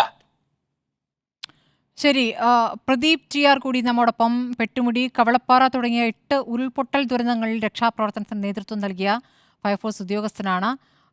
ശ്രീ പ്രദീപ്, ഇപ്പോൾ അവിടെ നിന്ന് ഉയരുന്ന പരാതികൾ താങ്കളും കേട്ടിരിക്കുമല്ലോ. കേരളത്തിലാണ് എങ്കിൽ ഇങ്ങനെയായിരിക്കില്ല സംഭവിക്കുക, ഇങ്ങനെയായിരിക്കില്ല രക്ഷാപ്രവർത്തനം എന്നുള്ള കാര്യം. അവിടെ വ്യത്യസ്തമായി ഒരു ഉദാസീനത കാണുന്നു. വളരെ വൈകിയാണ് ഇപ്പോൾ കേരളത്തിൽ നിന്നുള്ള സംഘം എത്തിയ ശേഷമാണ് കാര്യങ്ങൾ അല്പമെങ്കിലും വേഗം വച്ചത്. അത് അപകടം നടന്ന എത്രാമത്തെ ദിവസമാണ് എന്നുള്ളതും ഒരു പ്രധാനപ്പെട്ട കാര്യമാണ്. താങ്കൾക്ക് എന്താണ് തോന്നുന്നത്? ഞാന് കഴിഞ്ഞ 5 ദിവസമായിട്ട്, ഈ ദുരന്തം നടന്ന് കഴിഞ്ഞ 5 ദിവസവും ഇതിനെ വളരെ ആഴത്തിൽ തന്നെ മോണിറ്റർ ചെയ്യുന്ന ഒരു വ്യക്തിയാണ്. 29 കൊല്ലം കേരള ഫയർഫോഴ്സിന്റെ അംഗമായിരുന്നു. 30ാമത്തെ കൊല്ലം കഴിഞ്ഞ മെയ് മാസത്തിൽ പെൻഷൻ പറ്റിയ ഒരാളെന്ന നിലയിൽ കേരളം കണ്ട ഏറ്റവും പ്രധാനപ്പെട്ട ദുരന്തങ്ങളുടെ എല്ലാ മുഖങ്ങളിലും പ്രവർത്തിച്ചിട്ടുള്ള ഒരാളുമാണ്. അതിൽ ഏറ്റവും എടുത്തു പറയേണ്ടത് പെട്ടുമുടി തന്നെയാണ്. അപ്പോ പെട്ടുമുടി പോലെ ഉള്ള ഒരു ടെറൈൻ, അത് അവിടെ പ്രവർത്തിച്ചിട്ടുള്ളവർക്ക് മാത്രമേ അത് മനസ്സിലാവുള്ളൂ. തോട്ടം മേഖലയും അതുപോലെ തന്നെ ഓരോ വനവും മലമുകളിൽ നിന്ന് കുതിച്ചൊഴുകുന്ന പുഴയും വന്യമൃഗങ്ങളുടെ ശല്യവും എല്ലാം അതിജീവിച്ചുകൊണ്ടാണ് ഏതാണ്ട് 22ഓളം ദിവസം പെട്ടിമുടിയിൽ പ്രവർത്തിച്ചത്. എനിക്ക് മുന്നേ സംസാരിച്ച എൻ്റെ സഹപ്രവർത്തകനായ ശ്രീ ജയദേവൻ പറഞ്ഞു, അദ്ദേഹം അന്ന് ഇടുക്കി ജില്ലാ സ്റ്റേഷൻ ഓഫീസറാണ്. അദ്ദേഹം പറഞ്ഞതിൽ അദ്ദേഹമൊക്കെ നമ്മുടെ കേരളത്തിലെ ലോ റേഞ്ചിൽ ആലപ്പുഴ പോലുള്ള പ്രദേശങ്ങളിൽ താമസിക്കുന്ന ആളാണ്. ഞാൻ ഇടുക്കി ജില്ലയിൽ ജനിച്ചു വളർന്ന ഒരു വ്യക്തി എന്നുള്ള നിലയിൽ പെട്ടിമുടി നമുക്ക് അതിസങ്കീർണമായ ഒരു രക്ഷാപ്രവർത്തനമായിരുന്നു. അത് വെച്ച് നോക്കുമ്പോൾ നമ്മളുടെ ഈ ഒരു രക്ഷാപ്രവർത്തനത്തിന്റെ പാളിച്ച ആരംഭത്തിലെ തന്നെ ഉണ്ടായി എന്ന് വേണം പറയാൻ. കാരണം ഒരു ദുരന്തം സംഭവിച്ചു കഴിഞ്ഞാൽ അവിടേക്ക് ആദ്യം എത്തുന്ന രക്ഷാപ്രവർത്തക സംഘം അല്ലെങ്കിൽ രക്ഷാപ്രവർത്തകൻ അവിടെ സംഭവിച്ചിരിക്കുന്ന കാര്യങ്ങളെക്കുറിച്ച് വളരെ വ്യക്തമായ ഒരു ധാരണ ഉണ്ടാക്കിയെടുക്കുകയും അത് ജില്ലാ ഭരണകൂടവും സംസ്ഥാന ഭരണകൂടവും അത് വിശകലനം ചെയ്യുകയും മോണിറ്റർ ചെയ്തുകൊണ്ട് വളരെ കാര്യക്ഷമമായ ഒരു തെരച്ചിലിന് ഒരു സംവിധാനം അവിടെ ഒരുക്കുകയാണ് ആദ്യം വേണ്ടത്. ഇപ്പൊ കർണാടകയിൽ സംഭവിച്ചിരിക്കുന്ന ദുരന്തത്തിൽ അങ്ങനെയൊന്നും ഉണ്ടായിട്ടേ ഇല്ല. കാരണം എന്താണെന്ന് വെച്ച് കഴിഞ്ഞാൽ ഈ 5 ദിവസമായിട്ടും ദിക്ക് തെറ്റി നടക്കുന്ന ഒരു പ്രവർത്തനം മാത്രമായിട്ടൊന്നും എനിക്ക് അതിനെ വീക്ഷിക്കാൻ കഴിയുകയുള്ളൂ. കാരണം എത്ര ആളുകൾ അവിടെ കുടുങ്ങിയിട്ടുണ്ട്, എത്ര ആളുകൾ മരണപ്പെട്ടിട്ടുണ്ട്, എത്ര വാഹനങ്ങൾ അകപ്പെട്ടിട്ടുണ്ടെന്ന പോലുള്ള ഒരു കൃത്യമായ വിവരണം പോലും അവർക്ക് നൽകാൻ കഴിയുന്നില്ല. കാരണം ഈ അപകടം നടന്ന സ്ഥലത്ത് നിന്ന് നിശ്ചിതമായ പരിധിക്ക് പുറത്ത് ഈ അവിടേക്ക് എത്തപ്പെട്ട വാഹനങ്ങളുടെ ക്യാമറ ദൃശ്യങ്ങളും മറ്റും ലഭ്യമായി ആകാമെന്നിരിക്കെ അവിടേക്ക് എത്തപ്പെട്ട വാഹനങ്ങളോ പുറത്തു കടന്ന വാഹനങ്ങളെ കുറിച്ചോ യാതൊരുവിധ ഇതും നിഗമനം ഓർക്കില്ല. വളരെ വൈകിയാണ് അവിടെ ടീ സ്റ്റാൾ നടത്തുന്ന കുടുംബമൊക്കെ ഇതിൽ പെട്ടു എന്നുള്ള വിവരങ്ങളൊക്കെ വരുന്നത് വളരെ വൈകിയാണ്. എന്തു തന്നെയാണേലും നമ്മുടെ ഈ ഭാരത് ബെൻസ് പോലുള്ള അത്ര ഹെവി ഒരു വാഹനത്തില് ഞാൻ മനസ്സിലാക്കുന്നത് ഏതാണ്ട് 40 ടണ്ണോളം ഭാരവും വെച്ച് യാത്ര പാർക്ക് ചെയ്തിരുന്ന ഒരു വാഹനം എന്ന് വേണം നമ്മൾ കേൾക്കാൻ. പാർക്ക് ചെയ്തിരുന്ന ഒരു വാഹനം സാധാരണയുള്ള ലാൻഡ് സ്ലൈഡിൽ റോഡിൽ നിന്ന് തെന്നി മാറി പുഴയിലേക്കൊക്കെ പോകാനുള്ള സാധ്യത കുറവാണ്. പോകില്ല എന്നല്ല, പോകാനുള്ള സാധ്യത കുറവാണ്. അപ്പം അത്ര വലിയൊരു വാഹനം കാര്യക്ഷമമായ ഒരു രക്ഷാപ്രവർത്തനം ഉണ്ടെങ്കിൽ കണ്ടെത്താൻ കഴിയുമെന്ന് ഉറച്ചു വിശ്വസിക്കുന്ന ആളാണ് ഞാൻ. കാരണം 70 പേര് മരിച്ച പെട്ടിമുടിയില് 66 പേരുടെയും മൃതശരീരങ്ങൾ 19 ദിവസം കൊണ്ട് വീണ്ടെടുത്തത് ഇതിനേക്കാളൊക്കെ വളരെ മോശമായിട്ടുള്ള ടെറൈനിൽ നിന്നാണ്. പക്ഷേ ശ്രീ പ്രദീപ്, ഈ വന്ന് വീഴുന്ന മണ്ണിന്റെ അളവ് ഒരു പ്രധാനപ്പെട്ട ഘടകമല്ലേ? 60,000 ടൺ മണ്ണാണെന്ന് പറയുന്നു. ശരിയാണ് മാഡം. വന്ന് വീഴുന്ന മണ്ണിന്റെ അളവ് ഒരു വലിയ ഘടകമാണെങ്കിൽ നമ്മൾ ഓരോ ദുരന്ത മേഖലയിലും അവലംബിക്കേണ്ട രക്ഷാപ്രവർത്തന മാതൃകകളുണ്ട്. ശാസ്ത്രീയമായ രക്ഷാപ്രവർത്തന മാതൃകകളും വിദഗ്ധരായ മുൻപരിചയമുള്ള രക്ഷാപ്രവർത്തകരെയും മിലിറ്ററി പോലുള്ള ഏജൻസികളെയും ആധുനിക സംവിധാനങ്ങളെയും അവിടെ ഉപയോഗിക്കാൻ ശ്രമിക്കണം.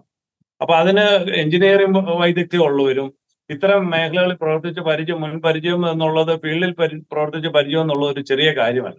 നമ്മളവിടെ റഡാർ ഉപയോഗിക്കുന്നുണ്ട്, ശാസ്ത്രീയ സംവിധാനങ്ങൾ ഉപയോഗിക്കുന്നുണ്ട്, പല കാര്യങ്ങളും ചെയ്യുന്നുണ്ടെങ്കിൽ പോലും ഇത്തരം ദുരന്ത മേഖലകളിൽ പ്രവർത്തിച്ച ആളുകളുടെ ഒരു അഭാവം അവിടെ നേരിട്ട് എനിക്ക് കാണാൻ സാധിക്കുന്നുണ്ട്.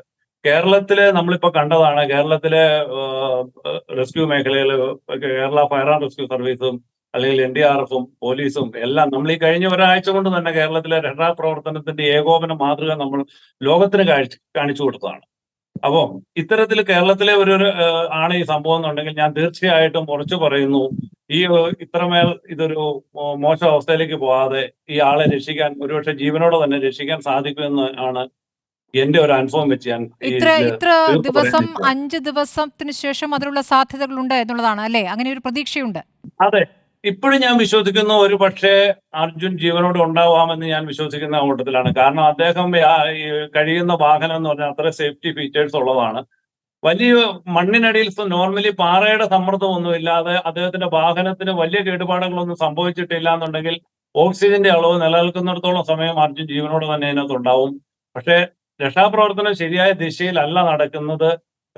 എത്ര ഹ്യൂജ് അളവിൽ മണ്ണുണ്ടെങ്കിൽ പോലും ആ ഭാഗങ്ങളെ നമ്മൾ കൃത്യമായിട്ട് വീതിച്ച് എടുത്തിട്ട് ഈ വാഹനം പാർക്ക് ചെയ്ത സ്ഥലം ഐഡന്റിഫൈ ചെയ്യുകയും അവിടെ കേന്ദ്രീകരിച്ച് രക്ഷാപ്രവർത്തനം ഏകോപിപ്പിക്കുകയാണ് വേണ്ടത്. രക്ഷാപ്രവർത്തന ഏകോപനം എന്ന് പറഞ്ഞാൽ ഇതിനകത്ത് വിദഗ്ധരായ ആളുകളുടെ ഒരു കൂടിയാലോചനയും അതവിടെ ഇംപ്ലിമെന്റ് ചെയ്യാനുള്ള ഒരു ഉദ്യോഗസ്ഥ സംവിധാനവും എല്ലാം വേണം. വെറുതെ പുറമേ നിന്നുള്ള കുറെ ആളുകൾ അവിടെ എത്തിച്ചേർന്നുകൊണ്ടോ ഇതുമായിട്ട് രക്ഷാപ്രവർത്തനവുമായിട്ട് യാതൊരു ബന്ധമില്ലാത്ത ആളുകളുടെ സാന്നിധ്യം കൊണ്ടോ ഒന്നും രക്ഷാപ്രവർത്തനം പുരോഗമിക്കത്തില്ല. കൃത്യമായിട്ടുള്ള രക്ഷാപ്രവർത്തന മേഖലയിൽ വൈദഗ്ധ്യമുള്ള ആളുകളെ ഉൾക്കൊള്ളിക്കുക എന്നുള്ളതും അവരെ രക്ഷാപ്രവർത്തനത്തിന്റെ ഒരു ഏകോപനത്തിൽ വലിയ കാര്യമുണ്ട്. ശരി, ഒന്ന് ഇടപെടുകയാണ് ശ്രീ പ്രദീപ്. ഇപ്പോൾ തിരച്ചിൽ നിർത്തിയിരിക്കുന്നു എന്നുള്ള ഏറ്റവും പുതിയ വിവരമാണ് നമുക്ക് ലഭ്യമാകുന്നത്. സമയം 8:32 ആയിട്ടുള്ളൂ. 10 മണിവരെയെങ്കിലും തിരച്ചിൽ തുടരും എന്നാണ് നമ്മൾ പ്രതീക്ഷിച്ചിരുന്നത്. അങ്ങനെ ഒരു ഉറപ്പ് കേരളത്തിൽ നിന്ന് പോയ രക്ഷാപ്രവർത്തകർക്ക് കിട്ടിയെന്നുള്ള സൂചനകളും ഉണ്ടായിരുന്നു. അഭിലാഷ് ഇപ്പോൾ അഭിലാഷ് ഉണ്ട് അല്ലേ? അഭിലാഷ്, തിരച്ചിൽ 8:30 കഴിയുമ്പോഴേക്കും തിരച്ചിൽ നിർത്തുന്നു. എന്താണ് അറിയാനാകുന്നത്? സ്മൃതി, ഇപ്പോൾ താരതമ്യേന നല്ലൊരു മഴ പെയ്തിരുന്നു. അത് ഈ രക്ഷാപ്രവർത്തനത്തെ സാരമായി ബാധിച്ചു എന്ന് വേണം കരുതാൻ. അതുകൊണ്ട് തന്നെ നേരത്തെ നമ്മൾ സൂചിപ്പിച്ചിരുന്നു, മുകൾ ഭാഗത്ത് നിന്ന് താഴോട്ട് മണ്ണെടുക്കാനുള്ള ഒരു ശ്രമമായിരുന്നു നടന്നത്. ഇപ്പോൾ ഇത്തരത്തിൽ മഴ പെയ്തതോടുകൂടി ഈ കുഴിയിലേക്ക് വെള്ളം നിറയാനുള്ള ഒരു സാധ്യതയാണ് ഉണ്ടായിരിക്കുന്നത്. അതോടുകൂടിയാണ് ഇതിലൊരു രക്ഷാദൗത്യം തൽക്കാലം അവസാനിപ്പിക്കാനുള്ള ഒരു തീരുമാനത്തിൽ ഇപ്പോൾ വന്നിരിക്കുന്നത്. അതോടൊപ്പം തന്നെ SP അടക്കമുള്ള മുതിർന്ന പോലീസ് ഉദ്യോഗസ്ഥരും സംഭവ സ്ഥലത്തേക്ക് വരികയും ചെയ്തിരുന്നു. അതിന് പിന്നാലെയാണ് കൂട്ടായി എടുത്തിരിക്കുന്ന ഒരു തീരുമാനമാണ്. നേരത്തെ രഞ്ജിത്ത് നമ്മോട് സൂചിപ്പിച്ചിരുന്നത് 10 മണി വരെ ഇതെടുക്കുക, ഈ പ്രവർത്തനം തുടരാമെന്നുള്ള കാര്യമായിരുന്നു. കാരണം മണ്ണിടിച്ചിലുണ്ടാകാനുള്ള സാധ്യതയില്ല. കാരണം അനുകൂലമായ ഒരു സാഹചര്യമായിരുന്നു അപ്പോൾ ഉണ്ടായിരുന്നത്. പക്ഷേ ഇപ്പോൾ മഴ പെയ്യുന്ന ഒരു സാഹചര്യം കൂടി ഈ 10 മിനിറ്റ് മുമ്പ് ഒരു മഴ പെയ്യുകയും ചെയ്തു. ഈ മഴ പെയ്തതോടുകൂടി തന്നെ ഇവിടേക്ക് വെള്ളം ഒലിച്ചിറങ്ങാനുള്ള സാധ്യതയുണ്ട്. അങ്ങനെയാണെങ്കിൽ മുകൾ ഭാഗത്ത് നിന്ന് മണ്ണ് ഇറങ്ങി വരാനുള്ള സാധ്യതയുണ്ട്. അത് അപകടം വിളിച്ചു വരുന്നതായിരിക്കും. അതുകൊണ്ട് തന്നെയായിരിക്കും പ്രധാനമായും ഇത്തരത്തിലൊരു തീരുമാനത്തിലേക്ക് എത്തിയിട്ടുണ്ടാവുക എന്നാണ് നമുക്ക് മനസ്സിലാക്കാൻ കഴിയുന്നത്. രക്ഷാദൗത്യം ഇപ്പോൾ മഴ ചോർന്നിട്ടുണ്ട്. ഏതായാലും ഇപ്പോൾ മഴ ചോർന്നിട്ടുണ്ടെങ്കിൽ പോലും ഈ രക്ഷാദൗത്യത്തെ സാരമായി ബാധിക്കും. കാരണം അവിടെ വെള്ളം ഇറങ്ങി വരാനുള്ള സാധ്യതയുണ്ട്. മുകൾ ഭാഗത്ത് നിന്ന് ഇത്തരത്തിൽ വെള്ളം ഇറങ്ങി വന്നിട്ടുണ്ടാവും. അതുകൊണ്ടായിരിക്കും ഇത്തരത്തിലൊരു തീരുമാനത്തിലേക്ക് പെട്ടെന്ന് തന്നെ പോയിട്ടുണ്ടാവുക എന്നാണ് നമുക്ക് മനസ്സിലാക്കാൻ കഴിയുന്നത്. നേരത്തെ കേരളത്തിൽ നിന്നുള്ള രക്ഷാപ്രവർത്തകരുടെ പ്രതികരണം അറിയേണ്ടതുണ്ട്. കാരണം 10 മണിവരെയെങ്കിലും ദൗത്യം തുടരുമെന്നുള്ള പ്രതീക്ഷയാണ് നേരത്തെ രഞ്ജിത്ത് ഇസ്രയേൽ നൽകിയ പ്രതികരണത്തിൽ ഉണ്ടായിരുന്നത്. പക്ഷേ ഇപ്പോൾ 8:30 ആകുമ്പോഴേക്കും നിർത്തുന്നു. അവരതിന് പ്രായോഗികമായ ബുദ്ധിമുട്ടുകൾ പറയുന്നുണ്ട്. പക്ഷേ ഇതിങ്ങനെ തുടരുമ്പോൾ ഇനി എത്ര നേരം കൂടി വേണ്ടി വരും? നേരം പോകുന്തോറും പ്രതീക്ഷയും കുറയുന്നു എന്നുള്ളൊരു സാഹചര്യം കൂടെ നിലനിൽക്കുന്നു. അവർ തൊട്ടടുത്ത് തന്നെയുണ്ടോ അഭിലാഷ്? ഇല്ല, അവർ ഏതാണ്ട് നമ്മൾ നേരത്തെ തന്നെ പറഞ്ഞതുപോലെ 3 കിലോമീറ്റർ അകലെയാണ് ഈ രക്ഷാദൗത്യം നടക്കുന്നത്. നമ്മളെ ഈ ഭാഗത്ത് നിർത്തിയിരിക്കുകയാണ്. അങ്ങോട്ട് കടക്കാൻ നമുക്ക് പ്രവേശനമില്ല. കാരണം പകലൊക്കെ നമുക്ക് 2 പ്രാവശ്യം അവിടെ പോകാനുള്ള അനുമതി ഈ പ്രസ് ക്ലബിൻ്റെ വാഹനത്തിൽ അനുവദിച്ചിരുന്നു. പക്ഷേ പിന്നീട് ആ അനുമതി തന്നിട്ടില്ല. അതിനുശേഷമാണ് രഞ്ജിത്ത് ഈ രക്ഷാദൗത്യത്തിനിടയിലാണ് ഭക്ഷണം കഴിക്കാൻ എന്ന പേരിൽ പുറത്തു വരികയും നമുക്ക് പ്രതികരണം നൽകുകയും ചെയ്തത്. കാരണം ഈ രക്ഷാദൗത്യം ഇതുവരെ ശരിയായ രീതിയിലായിരുന്നില്ല പോയതെന്നും ഇപ്പോൾ മാത്രമാണ് അതൊരു ശരിയായ രീതിയിലേക്ക് വന്നതെന്നുമാണ് അദ്ദേഹം പറഞ്ഞത്. അതിന് പിന്നാലെ 10 മണി വരെ ഈ രക്ഷാദൗത്യം മുന്നോട്ട് കൊണ്ടുപോകാനുള്ള തീരുമാനം ജില്ലാ ഭരണകൂടവുമായി ചേർന്ന് അത് NDRFുമായി ഒക്കെ ചേർന്നുകൊണ്ട് തീരുമാനിക്കുകയും ചെയ്തിരുന്നു. പക്ഷേ ഇപ്പോൾ മഴ പെയ്തിരിക്കുന്ന ഒരു സാഹചര്യം കൂടി കണക്കിലെടുത്താണ് ഇത്തരം തീരുമാനത്തിലേക്ക് വന്നത്. പ്രത്യേകിച്ച് ഇപ്പോൾ ഉയർന്ന പോലീസ് ഉദ്യോഗസ്ഥരടക്കം നിൽക്കുന്നു എന്ന് സംശയിക്കുന്നത്, അതായത് അതിന് താഴെയാണ് ആ മണ്ണ് ഉള്ള ഭാഗം, ആ വാഹനമുള്ള ഭാഗം എന്ന് കരുതുന്ന ഒരു പ്രദേശം കണ്ടെത്തി കഴിഞ്ഞല്ലോ തിരച്ചിലിൽ. ആ പ്രദേശത്തെ കുഴിക്കൽ ഏത് ഘട്ടം വരെ എത്തിയിരുന്നു? കാരണം 22 അടി എന്ന് പറയുന്നു, 9 അടി എന്ന് വേറെ പറയുന്നു. യഥാർത്ഥത്തിൽ എത്രത്തോളം കുഴിച്ചിട്ടുണ്ട് ഈ പ്രദേശത്ത്? ഇത് 22 അടി എന്ന് പറയുന്നതും 9 അടി പറയുന്നതും ഏതാണ്ട് ഒന്ന് തന്നെയാണ്. കാരണം ഈ 22 അടി എന്ന് പറയുന്നത് ഈ വാഹനത്തിൻ്റെ അടിഭാഗത്ത് നിന്ന് മുകളിലോട്ട് വരുന്ന ദൂരമാണ്, അകലമാണ്. അതായത് വാഹനത്തിൻ്റെ അടിഭാഗത്ത് നിന്ന് ഇപ്പോൾ മണ്ണ് നിൽക്കുന്ന ആ ഭാഗം വരെയുള്ള ഉയരമാണ്. അതേസമയത്ത് ഇത്രയും അകലം കുഴിക്കേണ്ടി വരില്ല. വാഹനത്തിൻ്റെ മുകൾ ഭാഗത്തേക്കാണ് എത്തേണ്ടത്. അങ്ങനെയാണെങ്കിൽ 9 അടി 10 അടി മാത്രമേ ഉണ്ടാവൂ. അങ്ങനെയാണ് 22 അടി എന്ന് പറയുന്നത്. ആ അടി അത്രയും ദൂരം ഈ രാത്രി തന്നെ കുഴിച്ച് എത്തി അടിയിലേക്ക് എത്താനും റെസ്ക്യൂ അർജുനെ എടുക്കാനും കഴിയുമെന്നുള്ള പ്രതീക്ഷയായിരുന്നു നേരത്തെ രഞ്ജിത്ത് പങ്കുവയ്ക്കുകയും ചെയ്തത്. അതിനനുസൃതമായുള്ള നീക്കങ്ങളായിരുന്നു നടക്കുകയും ചെയ്തത്. ഈ അപകട സാധ്യതയൊക്കെ നേരത്തെ തന്നെ ചൂണ്ടിക്കാട്ടിയിരുന്നു. അതോടൊപ്പം തന്നെ ഈ അപകട സാധ്യതയൊക്കെ എങ്ങനെ മറികടക്കാമെന്നായിരുന്നു രഞ്ജിത്തും അതോടൊപ്പം തന്നെ കൃഷ്ണദാസ് അടക്കമുള്ള സംഘങ്ങളും അവരെ ബോധിപ്പിക്കുകയും ചെയ്തു. അതൊരു ഘട്ടത്തിൽ അംഗീകരിക്കപ്പെടുകയും ചെയ്തു. പക്ഷേ ഇപ്പോൾ മഴ പെയ്തിരിക്കുന്ന ഒരു സാഹചര്യം, ആ ഘട്ടത്തിലാണ് ഇപ്പോൾ ഇത്തരത്തിലൊരു തീരുമാനത്തിലേക്ക് എത്തിയതെന്നാണ് നമുക്ക് മനസ്സിലാക്കാൻ കഴിയുന്നത്. ശരി, ഇന്നത്തെ ദൗത്യം ഇവിടെ അവസാനിപ്പിക്കുന്നു. സമയം 8:33 ആയപ്പോഴേക്കും ദൗത്യം അവസാനിപ്പിക്കുകയാണ്. നമ്മളെ സംബന്ധിച്ച് ആശങ്കയുയർത്തുന്ന അല്ലെങ്കിൽ നിരാശയുണ്ടാക്കുന്ന കാര്യമാണ്. അല്പം കൂടി നീണ്ടാൽ ഒരുപക്ഷെ 10 മണിയോടുകൂടി തിരച്ചിൽ ഒരു ഉത്തരം ലഭിക്കും എന്നുള്ള പ്രതീക്ഷ നമ്മളെ സംബന്ധിച്ചുണ്ടായിരുന്നു. അതാണിപ്പോൾ ഇല്ലാതായിരിക്കുന്നത്. ഡോക്ടർ കെ സോമൻ ലേക്ക് പോവുകയാണ്. ഡോക്ടർ കെ സോമൻ, ഇപ്പോൾ അവിടെ ഇടയ്ക്കിടെ മഴ പെയ്യുന്നുണ്ട്. ഇപ്പോഴും മഴ പെയ്തു. ആ മണ്ണ് മഴയിൽ പുതിഞ്ഞു നിൽക്കുകയാണ്. അതുകൊണ്ട് ഇനി അങ്ങോട്ട് ഈ രാത്രി തിരച്ചിൽ നടക്കില്ല എന്നുള്ളതാണ് ഇപ്പോൾ തിരച്ചിൽ സംഘം പറയുന്ന ഒരു ന്യായീകരണം. താങ്കൾ എങ്ങനെ കാണുന്നു? അതായത് നമ്മുടെ രാജ്യത്ത് എല്ലാം സർക്കാർ ഓഫീസ് പോലെയാണ്. രാവിലെ 11 തൊട്ട് 5 വരെയോ 4 വരെയോ, അത് കഴിഞ്ഞാൽ നമ്മുടെ ഇവിടുത്തെ ലേബറേഴ്സ് പോലും അങ്ങനെ ഒരു സംവിധാനത്തിലാണ് നമ്മുടെ ജീവിക്കുന്നത്. ഈ ഒരു അപകടം ഉണ്ടായി കഴിഞ്ഞാൽ അവിടെ നേരത്തെ ഒരു റിട്ടയർഡ് ഫയർ സേഫ്റ്റി ഒരുമിച്ച അദ്ദേഹം പറഞ്ഞതുപോലെ ഓരോ സിറ്റുവേഷനും സ്പെസിഫിക് അനാലിസിസ് വേണം. നമ്മൾ ഉപയോഗിക്കുന്ന ടെക്നിക്കും ടെക്നോളജിയും അപ്രോപ്രിയേറ്റ് ആയിരിക്കണം. ഇപ്പോൾ ഒരു മൺകൂന ഇതുപോലെ കിടപ്പുണ്ട്, മഴ പെയ്ത് വീണ്ടും ഇടിയുമെന്നൊരു ഭയം വരുന്നു. അപ്പൊ മൺകൂനെ തൊടാൻ പാടില്ല. ഒരു പക്ഷേ JCB അല്ല, നമ്മൾ ഈ റാറ്റ് ഹോൾ മൈനേഴ്സിനെ സിൽക്കാരയിൽ കണ്ടില്ലേ? അവസാനം എല്ലാവരും പരാജയപ്പെട്ടപ്പോൾ പൈപ്പ് തള്ളി കയറ്റി അതിനുള്ളിൽ കൂടെ അകത്ത് കയറി ചെന്ന് അകത്ത് ചെന്ന് ഓക്സിജനൊക്കെ കൊടുക്കുന്നു, അങ്ങനെ നിർത്തുന്നു. അത് കഴിഞ്ഞിട്ട് മണ്ണ് മാറ്റി പോകുന്നു. അപ്പം ഈ ടെക്നോളജി ഇതിനെക്കുറിച്ചൊക്കെ അവഗാധമായ ബോധവും അതിന്റെ ലഭ്യതയും ഉറപ്പാക്കണം. ഇതിന് നെറ്റ്വർക്കിംഗ് ആവശ്യമാണ്. നമ്മുടെ രാജ്യത്ത് ഇതെല്ലാം പറയുമ്പോഴും നമ്മളിപ്പോഴും പോലീസും പട്ടാളവും ഉണ്ടായതുകൊണ്ടാണ് നമ്മുടെ ഇതെല്ലാം നടന്നു പോകുന്നത്. അപ്പോൾ പ്രിവെൻഷനെ കുറിച്ച് നമുക്ക് ധാരണയില്ല. സംഭവിച്ചു കഴിഞ്ഞാൽ ഏതാണ് അപ്രോപ്രിയേറ്റ് മെത്തേഡ് എന്നുള്ളതിനെ കുറിച്ച് ഇപ്പം ഈ റാറ്റ് ഹോൾ മൈനിങ് എന്നൊക്കെ പറയുമ്പോൾ കേരളക്കാർക്ക് കാര്യമായിട്ട് അറിയത്തില്ല. കാര്യം ഇവിടെ വലിയ മൈനിങ് ഒന്നുമില്ലല്ലോ. കർണാടകക്കാർക്ക് കുറച്ചറിയാവുന്ന, അവിടെ കുറച്ച് അധികം മൈനിങ് സെഗ്മെന്റ് ഉണ്ട്. റാറ്റ് ഹോൾ മൈനേഴ്സ് ഉണ്ടോ ഇല്ലയോ എന്നറിയില്ല. കുറഞ്ഞ പക്ഷം ഈ കോൾ മൈനിങ് ഏരിയയിലൊക്കെ ഇത് ആവശ്യം പോലെ ഉണ്ട്. ഇതൊക്കെ അറിയുകയും ഇതിനെ നമുക്ക് സോഴ്സ് ചെയ്യാനൊക്കെ പറ്റണം. അപ്പോൾ അറിവ് പ്രധാനമാണ്. 2, ഉപയോഗിക്കുന്ന അപ്രോപ്രിയേറ്റ് ടെക്നോളജി എന്താണോ അതിനുള്ള ടെക്നിക്ക് എന്താണോ ഇതിനെക്കുറിച്ചുള്ള ബോധമൊന്നും നമ്മുടെ ഈ എന്താ പറയണേ ഡിസാസ്റ്റർ മാനേജ്മെന്റ് സംവിധാനം ഒരു ഉദ്യോഗസ്ഥന്മാരുടെ ഒരു തലത്തിൽ മാത്രം പ്രസരിക്കുന്ന ഒരു സാധനമാണ്. എന്തെങ്കിലും വന്നാൽ ഫയർഫോഴ്സിനോട് പറയുക, അല്ലെ പോലീസിനോട് പറയുക, അല്ലെ പട്ടാളത്തിനോട് പറയുക. അവർ വന്നൊരു മിഷൻ ചെയ്തിട്ടങ്ങ് തിരിച്ചു പോകും. പിന്നെ സംഭവിക്കുമ്പോഴും അവരെ കെട്ടുകയാണെങ്കിൽ കാര്യം നടക്കും. അല്ലെങ്കിൽ ഇത് നമ്മുടെ രാജ്യത്ത് സ്ഥായിയായ ഒരു സംവിധാനം ഇതിനെക്കുറിച്ച് ഉണ്ടാക്കാനോ അതൊന്നും നമുക്ക് ഇതുവരെ സാധിച്ചിട്ടില്ല. That's tragic. ശരിയാണ്. ദുരന്ത നിവാരണ സംഘം വേണ്ട രീതിയിൽ പ്രവർത്തിക്കുന്നു എന്നുള്ള സംശയമാണ്. ഇപ്പോൾ സമയമനുസരിച്ച് പ്രവർത്തിക്കുന്നു. നേരത്തെ അർജുന്റെ ബന്ധുക്കളും പറഞ്ഞൊരു കാര്യമാണ്, വാച്ച് നോക്കിയുള്ള രക്ഷാപ്രവർത്തനം ആണ്. എപ്പോഴിത് അവസാനിപ്പിക്കാമെന്ന് വാച്ച് നോക്കിയുള്ള രക്ഷാപ്രവർത്തനം തുടങ്ങുന്നതും അങ്ങനെയാണ്. വൈകിയാണ് തുടങ്ങിയത്, ഇപ്പോൾ അത് വേഗം നിർത്തുകയും ചെയ്തിരിക്കുന്നു. പ്രദീപ് ജിആർ, താങ്കൾക്ക് തുടരാം. ഇപ്പോൾ രാത്രി 8:30 രക്ഷാപ്രവർത്തനം അവസാനിപ്പിച്ചിരിക്കുന്നു. 10 മണിവരെയെങ്കിലും ദീർഘിപ്പിക്കാനാകുമെന്നാണ് കേരളത്തിൽ നിന്ന് പ്രതീക്ഷിച്ചത്. പക്ഷേ അത് അവിടെ അവസാനിപ്പിച്ചിരിക്കുകയാണ്. ഞാൻ ഏറെ നിരാശനാണ് ഈ കേൾക്കുന്നതിൽ. കാരണം 8:30 എന്ന് പറയുന്ന ഒരു സമയത്ത് ഇത്തരം ക്രൂഷ്യസ് ആയിട്ടുള്ള ഒരു സ്ഥലത്തെ രക്ഷാപ്രവർത്തനം അവസാനിപ്പിക്കാനെടുത്ത തീരുമാനം തികച്ചും തെറ്റായി എന്ന് പറയാൻ ഞാൻ ആഗ്രഹിക്കുകയാണ്. എന്തു തന്നെയാണേലും ഞാൻ ആ ദൃശ്യങ്ങളിൽ നിന്ന് മനസ്സിലാക്കുന്നത് വെച്ചിട്ട് കേരളത്തിലെയോ അല്ലെങ്കിൽ ഇടുക്കി പോലുള്ള ജില്ലകളിലെയോ രക്ഷാപ്രവർത്തനം പോലെ അത്രമേൽ റിസ്ക് ആയിട്ടുള്ളതോ പ്രദേശമാണെന്ന് ഞാൻ മനസ്സിലാക്കുന്നില്ല. അല്പം കൂടി വാഹന സൗകര്യവും വളരെ പ്രധാനപ്പെട്ട ഒരു ഹൈവേയിൽ തന്നെ സംഭവിച്ചിരിക്കുന്ന ദുരന്തം എന്നുള്ള നിലയിലേക്ക് ഏറെ രക്ഷാപ്രവർത്തകരെയും വാഹനങ്ങളെയും ഉപകരണങ്ങളെയും എത്തിക്കാൻ വളരെ എളുപ്പമായ ഒരു പ്രദേശമായിട്ടാണ് ഞാൻ അതിനെ കാണുന്നത്. പ്രത്യേകിച്ചും കർണാടക പോലുള്ള ഒരു സംസ്ഥാനത്ത്. നമ്മൾ വീണ്ടും പെട്ടിമുടിയിലേക്ക് വരികയാണെങ്കിൽ യാതൊരു അടിസ്ഥാന സൗകര്യവും ഇല്ലാത്ത മൂന്നാറിൽ താരതമ്യേന നമ്മുടെ കേരളത്തിലെ ഏറ്റവും ഉയർന്ന ഒരു ടൂറിസ്റ്റ് ഡെസ്റ്റിനേഷനായ മൂന്നാറിൽ നിന്നും 25 കിലോമീറ്റർ വീണ്ടും തേയിലക്കാടുകൾക്കുള്ളിൽ കിടക്കുന്ന ഒരു പെട്ടിമുടി എന്ന പ്രദേശത്ത് ഇന്ത്യ കണ്ട ഏറ്റവും വലിയ ഒരു ദുരന്തം സംഭവിച്ചിട്ട് നമ്മളെ ഏറ്റവും ചുരുങ്ങിയ സമയം കൊണ്ട് തന്നെ ആ രക്ഷാപ്രവർത്തനത്തെ വളരെ അധികം ഏകോപിപ്പിക്കാനും അത് രാജ്യത്ത് തന്നെ ശ്രദ്ധിക്കപ്പെടുന്ന ഒരു ഇതിലേക്ക് എത്തിക്കാനും നമുക്ക് സാധിച്ചു എന്നുള്ളിടത്താണ്. ഈ രക്ഷാപ്രവർത്തനം എന്ന് പറയുന്നത് ഒരു ജോലിയല്ല, അതൊരു കമ്മിറ്റ്മെന്റ് ആണ്. ആ കമ്മിറ്റ്മെന്റ് ഉള്ള ആളുകൾക്ക് മാത്രമേ ആ രക്ഷാപ്രവർത്തനത്തെ എല്ലാ അർത്ഥത്തിലും ഏകോപിപ്പിക്കാൻ കഴിയുള്ളൂ.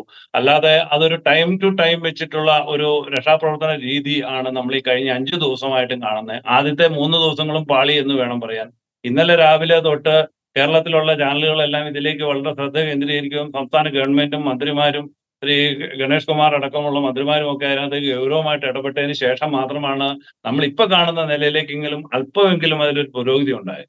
എങ്കിൽ പോലും അതിന്റെ ഏകോപനം ഇല്ലായ്മ ഞാൻ വളരെ വ്യക്തമായി മനസ്സിലാക്കുന്നു. കാരണം ധാരാളം ദുരന്തമുഖങ്ങളിൽ വർക്ക് ചെയ്ത അനുഭവം വെച്ചിട്ട് ജില്ലാ ഭരണകൂടത്തിന്റെയും ആ ഭരണാധികാരികളുടെ ഏകോപനം ഇല്ലായ്മയും വിദഗ്ധരായ രക്ഷാപ്രവർത്തകരുടെ അഭാവവും അവിടെ നമുക്ക് ദൃശ്യങ്ങളിൽ നിന്നും വളരെ വ്യക്തമാണ്. അപകടകരമായിട്ട് രക്ഷാപ്രവർത്തനം നടത്തണമെന്ന് ഒരിക്കലും പറയുന്നില്ല. പക്ഷേ ഒരു ദുരന്ത സ്ഥലത്തെ അപകടരഹിതമല്ലാതെ മാറ്റി നിർത്തിക്കൊണ്ട് നമുക്ക് രക്ഷാപ്രവർത്തനം നടത്താനുള്ള പല മാർഗങ്ങളും കൂടെയുണ്ട്. അത് ആ ടെറയിൽ ചെന്നാൽ മാത്രമേ നമുക്ക് പൂർണ്ണമായിട്ട് മനസ്സിലാവുള്ളൂ. അവിടെ നിൽക്കുന്ന ആളുകൾ അത് എങ്ങനെ മനസ്സിലാക്കണമെന്ന് എനിക്ക് അറിയില്ല. എന്തു തന്നെയാണെങ്കിലും എന്നിലെ രക്ഷാപ്രവർത്തകൻ തികച്ചും നിരാശനാണ്.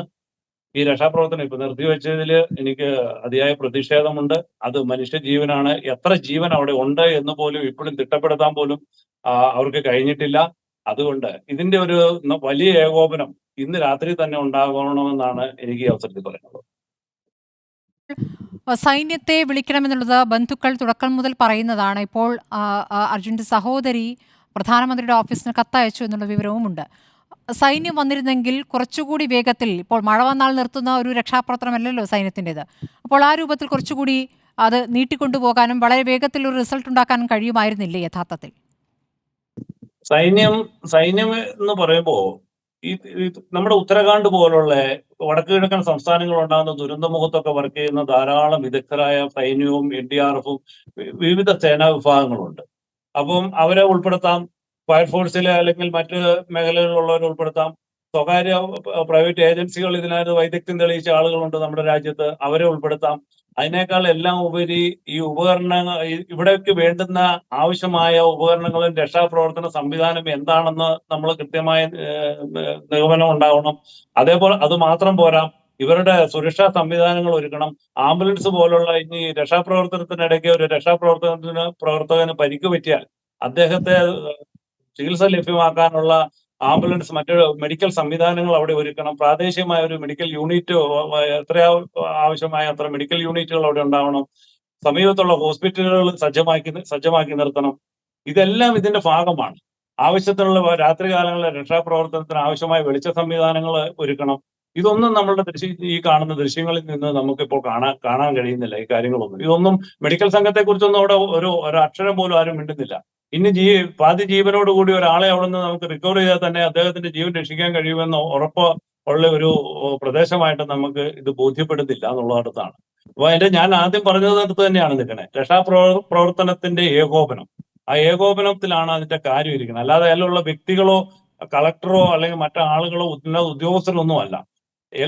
വിദഗ്ധരായ രക്ഷാപ്രവർത്തകരെ വിന്യസിച്ചുകൊണ്ട് കൃത്യമായ ആ ടെറയിൽ ആവശ്യമായ ഒരു തീരുമാനം എടുത്തിട്ട് ഏത് തലത്തിൽ വർക്ക് ചെയ്യണമെന്നുള്ള ഒരു നിർണായക തീരുമാനം എടുക്കുകയും ആ തീരുമാനത്തെ ഏകോപിപ്പിക്കുകയും അതിന് തടസ്സമില്ലാതെ മറ്റ് സംവിധാനങ്ങളെ അവിടേക്ക് എത്തിക്കുകയുമാണ് രക്ഷാപ്രവർത്തനത്തിന്റെ ആദ്യ പടി എന്ന് പറയുന്നത്. അത് നമ്മൾ ദിവസങ്ങൾ എത്രയായാലും, അത് 20 ആയാലും 22 ആയാലും അത് കൊണ്ടു നടക്കുക. കാരണം ഇടുക്കി പോലുള്ള ഒരു ജില്ലയിൽ ആഴ്ചകളും അല്ലെങ്കിൽ അതിന് മേളിലുമുള്ള ദിവസങ്ങൾ വിവിധ ടെറേനുകളിൽ നമ്മളുടെ ജീവൻ അപകടത്തിൽപ്പെടുത്തി പോലും, വളരെയധികം അപകടങ്ങളിൽ പെട്ടുപോലും വർക്ക് ചെയ്തിട്ടുള്ള ഒരു രക്ഷാപ്രവർത്തനം എന്നുള്ള നിലയിൽ എനിക്കിത് നിസ്സംശയം പറയാൻ കഴിയും. കാര്യക്ഷമതയില്ലായ്മ മാത്രമാണ് ഞാൻ ഇവിടെ കാണുന്നത്, അല്ലെങ്കിൽ ഏകോപനമില്ലായ്മയുടെ ഫലമാണ് ഇത് ഈ 5 നാൾ നീണ്ടതെന്ന് പറയാൻ ഞാൻ ആഗ്രഹിക്കുകയാണ്. ശ്രീ സോമൻ, ഇപ്പോൾ കാര്യങ്ങൾ വൈകുന്നതിൽ ഇതിന്റെ രക്ഷാപ്രവർത്തനത്തിന്റെ രീതി ശരിയായ രൂപത്തിൽ പോകാത്തതിൽ ആർക്കാണ് യഥാർത്ഥത്തിൽ ഉത്തരവാദിത്തം? കർണാടക സർക്കാർ ആയാലും ഇപ്പോൾ കേന്ദ്ര സർക്കാർ ആയാലും നടക്കുന്ന പ്രതികരണങ്ങൾ അത് ഒരു ഉദാസീനമായ സമീപനമാണ്. ഇപ്പോൾ അവിടെ കുമാരസ്വാമി സന്ദർശനം നടത്തി. അദ്ദേഹം പറഞ്ഞത് സൈന്യത്തിന്റെ ആവശ്യമില്ല, ഇവിടെയുള്ള സംവിധാനങ്ങൾ തന്നെ മതി. കേന്ദ്രസേനയെ ആവശ്യപ്പെടണമെന്ന് കേരളം ആവശ്യപ്പെടുന്നുണ്ട്. അത് കേരളം ആവശ്യപ്പെട്ടാലും അത് കർണാടക സർക്കാർ ആവശ്യപ്പെടണം എന്നുള്ളതാണ് അതിൻ്റെ നിലവിലെ രീതി. അപ്പോൾ എവിടെ നിന്നൊക്കെയാണ് പിഴവുകൾ എന്നാണ് താങ്കളുടെ ഒരു മനസ്സിലാക്കൽ?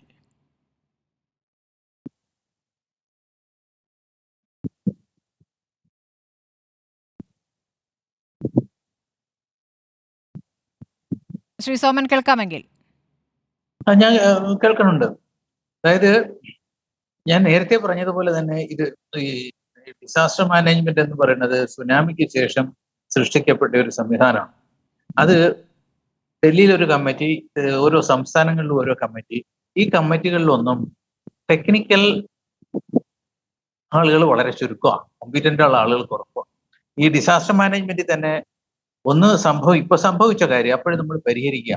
അതിന് അപ്രോപ്രിയേറ്റ് ആയിട്ടുള്ള ഏജൻസികൾ, അപ്രോപ്രിയേറ്റ് ആയിട്ടുള്ള പേഴ്സണൽ, അപ്രോപ്രിയേറ്റ് ആയിട്ടുള്ള കോർഡിനേഷൻ അതിന്റെ ടെക്നോളജി, ഇതിനെക്കുറിച്ചൊക്കെ ഒരു ധാരണ എവിടെങ്കിലും വേണം. ഇതൊന്നുമില്ലാത്ത ആളുകൾ ഒരു സൈഡിൽ കിടക്കും. അപ്പൊ ഇത് കർണാടകത്തിൽ സംഭവിച്ചുകൊണ്ട് കർണാടക സ്റ്റേറ്റ് ഡിസാസ്റ്റർ മാനേജ്മെന്റിന്റെ കീഴിൽ വരും.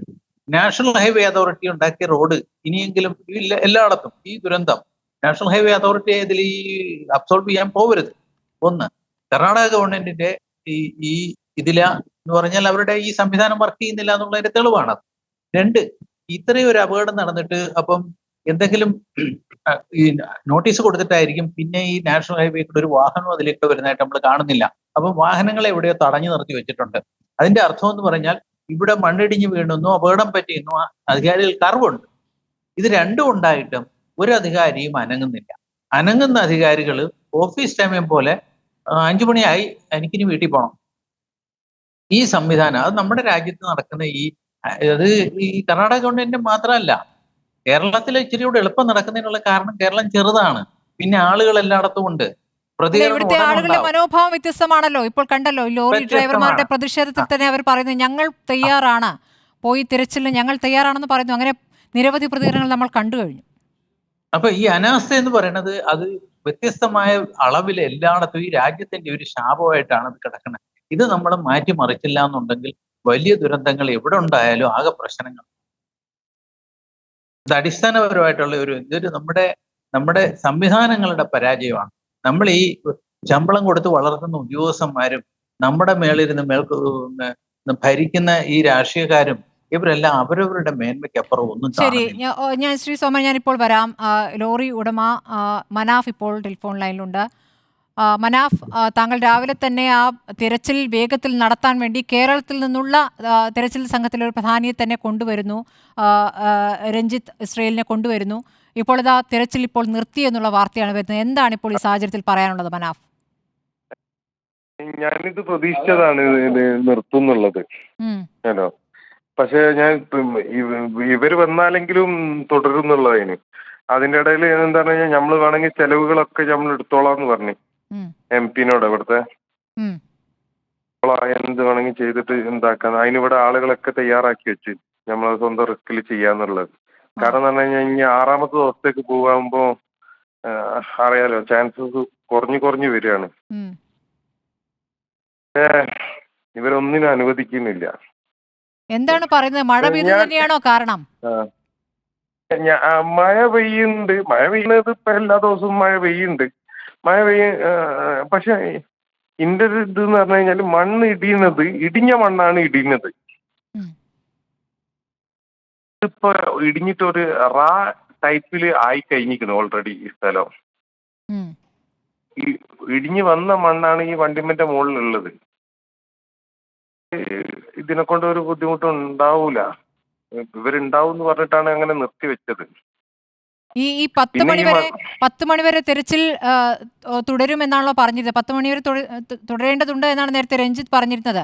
അതിപ്പോൾ തടസ്സപ്പെടുകയാണ് ചെയ്തിരിക്കുന്നത്. അവിടെ ഇപ്പോൾ ഈ ഒരു ലോഹഭാഗമാണ് ഉള്ളത് എന്ന് കരുതുന്ന പ്രദേശത്താണല്ലോ കുഴിക്കുന്നത്. അവിടെ എത്രത്തോളം കുഴിച്ചു മനാഫ്? കാണാൻ പറ്റിയോ മനാഫ്? അധികം കുഴിക്കാനൊന്നും കഴിഞ്ഞില്ല. ലൊക്കേറ്റ് ചെയ്തെന്നുള്ള ഒരു 70% ചാൻസ് ഉള്ള ഒരു ഇത് മാത്രമേ ഉള്ളൂ, അഭിപ്രായം മാത്രമേ ഉള്ളൂ. 70% നമ്മൾ പറഞ്ഞ സ്ഥലവും പിന്നെ രഞ്ജിത്ത് സാറിന്റെ ഒരു നിഗമനവും മിഷനറിന്റെ ആ ഇതും എല്ലാം കൂടി വെച്ചിട്ട് ഇപ്പൊ തൽക്കാലം മാർക്ക് ചെയ്തിട്ടിരിക്കണ് ആ സ്ഥലം. അപ്പൊ അവിടെ കുഴിച്ചു തുടങ്ങിയില്ല. ആ ഭാഗത്തേക്ക് എന്താന്ന് കഴിഞ്ഞാല് ഈ രഞ്ജിത്ത് സാർ ഇറങ്ങുമ്പോ തന്നെ എന്താണ് പറഞ്ഞാൽ അരക്കട്ടം ചളിയാണ് അതിൽ ഇങ്ങനെ കൊണ്ടുപോവുക. ഒപ്പം ഇട്ടിട്ടാണ് മൂപ്പര് ഇറങ്ങിയത്. അപ്പോൾ യഥാർത്ഥത്തിൽ അവിടെ ബുദ്ധിമുട്ടുണ്ട് അല്ലേ കുഴിക്കാൻ? മണ്ണ് മാറ്റിയിട്ടാലാണ് ഇതിലേക്ക് ചെയ്യേണ്ടത്.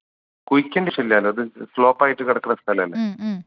ഈ മണ്ണ് മാറ്റുന്ന കാര്യങ്ങൾ അപ്പുറത്ത് നടക്കുന്നുണ്ടല്ലോ, ഈ ഭാഗത്തുനിന്ന് എടുത്തില്ല. മണ്ണ് മാറ്റുന്നത് ഇപ്പം രഞ്ജിത്ത് ഇസ്രായേൽ പറഞ്ഞ മാതിരി ആദ്യം മുതലേ നമ്മളെ ഭാഗം പറഞ്ഞിട്ട് ചെയ്തിട്ടില്ലേനും വന്നതിന് ശേഷമാണ് എന്താന്ന് കഴിഞ്ഞാൽ ആ ഭാഗത്തേക്കും കൂടി മാന്തിക്കുന്നതായത്. നമ്മൾ നിരന്തരം ആവശ്യപ്പെടുന്ന സംഭവം ആ ഭാഗം കഴിഞ്ഞു. ആ ഭാഗം ഇതുവരെ തുടങ്ങിയില്ലേനു. പറഞ്ഞു കഴിഞ്ഞാല് രണ്ട് ലൈൻ റോഡാണ് ഇത്. ഒരു ലൈനിൽ 2 ട്രാക്കാ. ഈ ട്രാക്ക് കഴിഞ്ഞിട്ട് ഒരു പുൽത്തകിടിയുള്ള ഒരു ഇതാണ്. അതിന്റെ ഇടയിൽ ഒരു ഡ്രൈനേജ് ഉണ്ട്. ആ പുൽത്തകിടി ഒന്നും ഇപ്പൊ തൽക്കാലം പഴയ ഫോട്ടോയിൽ കാണുന്നുള്ളൂ. ഇപ്പൊ അവിടൊക്കെ മണ്ണാ, മണ്ണും ചളിയുമാണ്. അത് കഴിഞ്ഞിട്ട് ഒരു ട്രാക്കും കൂടി ഉണ്ട്, ഡബിൾ ലൈന്. അതും കഴിഞ്ഞിട്ട് സൈഡിലാണ് ഞങ്ങളെ ലോറി നിൽക്കുന്നത്. ഇനിയിപ്പോ നാളെ നാളെ കാണിക്കുന്നത് നാളെ എപ്പോ തെരച്ചിൽ തുടങ്ങുമെന്നാണ് അറിയിക്കുന്നത് മനാഫ്? നാളെ രാവിലെ എനിക്ക് തുടങ്ങും. കേട്ടില്ല. 7:30. 7:30. മനാഫ് ഒന്നുകൂടെ പറയാമോ? 7:30 തുടങ്ങുകയുള്ളൂ. അതെ, 7:30 തുടങ്ങുള്ളൂ ഇവിടെ. ഇന്നിപ്പോൾ അനുകൂല കാലാവസ്ഥ ഉണ്ടായിട്ടും തുടങ്ങാൻ വൈകി. അതാണ് മേഡം. ഇന്ന് ഫുള്ള് ഓൾമോസ്റ്റ് കുറച്ചു നേരം മഴ പെയ്തെന്നല്ലാതെ നല്ല അനുകൂല കാലാവസ്ഥയിനും. പിന്നെ ഉച്ചക്ക് 2 മണിക്ക് ട്രെയിൻ ഇറങ്ങിയ രഞ്ജിത്ത് സാറിന് അവിടെ എത്തി. ആകെ 3-4 കിലോമീറ്റർ ഉള്ളൂ റെയിൽവേ സ്റ്റേഷനിൽ ഈ സ്ഥലത്തേക്ക്. ഒരു 5-6 കിലോമീറ്റർ ഉണ്ടാവും. ഈ 5-6 കിലോമീറ്ററിൽ 4 സ്ഥലത്ത് തടഞ്ഞി പിടിച്ച് ഒക്കെ കൂടി ഒരു 1.5 മണിക്കൂർ ആ വഴിക്ക് പോയി. 3-3:30-4 മണിന്റെ ടൈം ആയിരിക്കും അവിടെ തെരച്ചിൽ തുടങ്ങാൻ തന്നെ. മനാഫിനോട് പോലീസ് അവിടെ നിന്ന് മോശമായി പെരുമാറിയിരുന്നല്ലോ. പിന്നീട് കാര്യങ്ങളിൽ കൂടുതൽ പ്രതികരണങ്ങളൊക്കെ വന്ന ഘട്ടത്തിൽ പിന്നീട് എന്തെങ്കിലും മാറ്റം ഉണ്ടായോ പോലീസിന്റെ സമീപനത്തിൽ? ആ വഴിക്ക് പോയില്ല, ആ ഭാഗത്തേക്ക് പോയില്ല. ഞാൻ എന്താ പറഞ്ഞ ഇനിയൊരു ഇത് വരണ്ടെന്നുള്ളതിനോട് നമുക്ക് ഇവനെ എങ്ങനെങ്കിലും രക്ഷപ്പെടുത്തലാണല്ലോ വേണ്ടിയത്. ഞാൻ എന്താ പറഞ്ഞു കഴിഞ്ഞാൽ രഞ്ജിത്ത് സാറിനെ അങ്ങോട്ട് കയറ്റി വിടൂലെന്ന് കണ്ടതിനോണ്ടാണ് പിന്നെ ഈ ഇത് ആയത്. കുറച്ച് അടി കിട്ടിയാലും രഞ്ജിത്ത് സാർ അതിന്റെ ഉള്ളിലേക്ക് കയറിപ്പോയപ്പോ സമാധാനമായി. അതിനോട് ട്രേസ് ചെയ്യാനെങ്കിലും കഴിഞ്ഞ്. അടി കിട്ടിയാലെന്താ, നമ്മ കാര്യം നടന്നല്ലോ. ഇനിയിപ്പോ രഞ്ജിത്ത് തുടരുമോ? എങ്ങനെയാണ് പറഞ്ഞത്? കഴിക്കാതെ എല്ലാത്തിനും റെഡിയാണ്. പക്ഷെ പറഞ്ഞിട്ട് കാര്യമില്ല. മൂപ്പരൊറ്റക്കാ ഉള്ളത്. കോഴിക്കോടില് ഒരു 40 ആൾക്കാർ പല സ്ഥലത്തും ഇതേമാതിരി റെസ്ക്യൂ ചെയ്തിട്ടുള്ള ആളുകളുണ്ട്. ഒരു രഞ്ജിത്ത് സാറിനെ അസിസ്റ്റ് ചെയ്യാൻ തയ്യാറാണ്. എല്ലാവരും കൂടിയിട്ട് ചെയ്യുമ്പോൾ എന്താ പറഞ്ഞാൽ മലയാളികൾ ചെയ്തു പോയി എന്നുള്ളത് ഇവർക്ക് വലിയ ക്ഷീണം സംഭവിക്കും. പക്ഷെ പറഞ്ഞിട്ട് കാര്യമില്ല. ഒരാളെ കഴിച്ചിലാക്കാനാണെങ്കിൽ ഗവൺമെന്റ് തലത്തിൽ ഇവരെ അലോ ചെയ്യാൻ എന്തെങ്കിലും മാർഗം ഉണ്ടെങ്കിൽ ഏറ്റവും നന്നാവും. അപ്പൊ പ്രൊഫഷണൽ ആളുകളാവും. ഇതിപ്പോ ഒരു പ്രൊഫഷണൽ ആളുകളും ഇല്ല. അതല്ല, നാളെ സിദ്ധരാമയ്യ അങ്ങോട്ട് വരുമെന്ന് പറഞ്ഞിട്ടുണ്ട് അല്ലേ?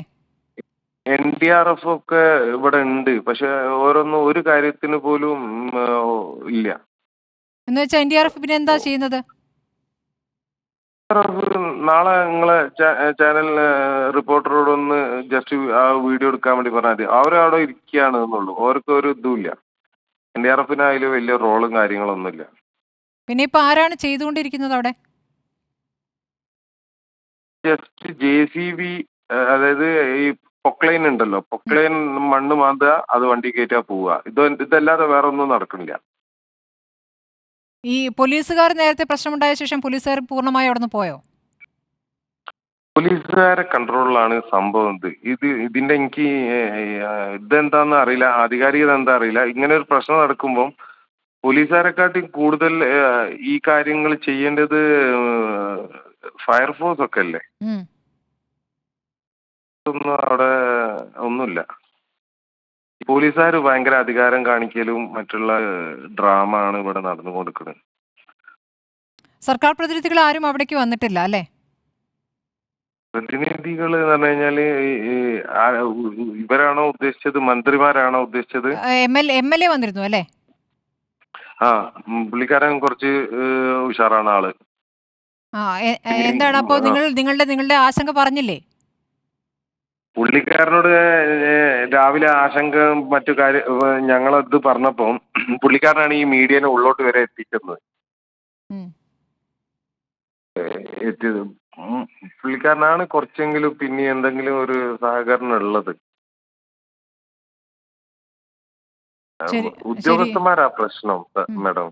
മനസ്സിലായി. ഉദ്യോഗസ്ഥന്മാരാണ് പ്രശ്നം. ഈ എങ്ങനെങ്കിലും ബാക്കിയുള്ള കുറച്ചാളെയും കൂടിയും ഇവിടെ രക്ഷാപ്രവർത്തനത്തിന് എത്തിക്കുകയാണെന്നുണ്ടെങ്കിൽ ഇപ്പൊ സമയം ഒരുപാട് വൈകിപ്പോയി എന്നാലും എത്തിച്ചാൽ നടക്കും. അല്ലെങ്കിൽ സംസ്ഥാന സർക്കാരിനോടുള്ള അപേക്ഷ അതാണ് അല്ലേ, കേരളത്തോട്? അതെ ഒന്ന് ഗവൺമെന്റ് തലത്തിൽ സംസാരിച്ച് അതിനെന്തെങ്കിലും ഒരു തീരുമാനം ഉണ്ടാക്കാൻ കഴിഞ്ഞാല്. ഇപ്പൊ സൈന്യം വേണമെന്നുള്ള ആവശ്യം നിങ്ങൾക്കുണ്ടോ? നമ്മളിപ്പോഴും സംസാരിക്കുന്നത് എങ്ങനെയെങ്കിലും അർജുനെ കൈക്കലാക്കാൻ വേണ്ടിയിട്ട്, രക്ഷപ്പെടുത്താൻ വേണ്ടിയിട്ട് മാത്രമാണ്. പിന്നെ അതേമാതിരി തന്നെ അർജുൻ മാത്രല്ല, അതിന്റെ കൂടുതൽ ഒരുപാട് വേറെയും പാവപ്പെട്ട ആളുകൾ അതിന്റെ ഉള്ളിലുണ്ട്. മൂന്ന് പേരല്ലേ കേൾക്കുന്നത്? അല്ല, അവിടുത്തെ ദൃക്സാക്ഷികൾ പറയുന്നത് 10ഓളം പേര് ഇനിയും ഉണ്ടാവും അതിന്റെ ഉള്ളിൽ. ഒരു കംപ്ലൈന്റ് ഒന്നും കൊടുത്തിട്ടില്ല. അത് ഒന്നാമത് ഇങ്ങനെ ഒരു സംഭവം നടന്നു കഴിഞ്ഞാല് ഒരു സാധാരണക്കാരന് അറിയില്ല എന്തൊക്കെ ചെയ്യണം എന്നുള്ളത്. അപ്പൊ ആ ഭാഗത്തുങ്ങൾക്ക് അതിനെ പറ്റി കൂടുതലൊന്നും അറിയില്ല. ആളുകൾ അതിന്റെ അടിയിൽ ഉണ്ട്. ന്യൂസ് പുറത്തു വിടായിട്ടാണ്. അതിന്റെ അടിയിൽ ആളുകളുണ്ട്. ആ ആളുകൾ, ലോക്കൽ ആളുകൾ അവിടെ റെഡി ആയിട്ട് നിൽക്കുന്നുണ്ട്. ഞാൻ വേറൊരു ഇതിൽ പറഞ്ഞിന്, അവര് കാത്തു നിൽക്കുന്നത് നമ്മളെപ്പോലെ ജീവനോട് കൂടിയിട്ട് അർജുനെ കൊണ്ടുപോകാൻ അവിടെ ആരും പ്രതീക്ഷിക്കില്ല. അവർക്ക് ഓരോ ഡെഡ് ബോഡീസ് കിട്ടണം, അതും കൊണ്ട് പോകണം. ആ ഭാഗത്തുങ്ങൾ ആ ഡെഡ് ബോഡീസിന് വേണ്ടി കാത്തു നിൽക്കുന്നുണ്ട് കുറെ ആൾക്കാർ അവിടെ. ശരി മനാഫ്, ഏതായാലും നിങ്ങൾ ഏതായാലും അവിടെ തുടരുക തന്നെയാണല്ലോ. നാളെ വീണ്ടും ബന്ധപ്പെടാം മനാഫ്. AK അഭിലാഷിലേക്ക് വീണ്ടും. അഭിലാഷ്, ഇപ്പോൾ നാളെ രാവിലെ 7:30 തിരച്ചിൽ പുനരാരംഭിക്കുമെന്നുള്ള സൂചനകളാണ് ഇപ്പോൾ മനാഫ് നൽകുന്നത്. അവിടെ എത്രത്തോളം അനാസ്ഥ ഉണ്ട് എന്നുള്ള കാര്യം കൂടി അദ്ദേഹം സാക്ഷ്യപ്പെടുത്തുകയാണ്.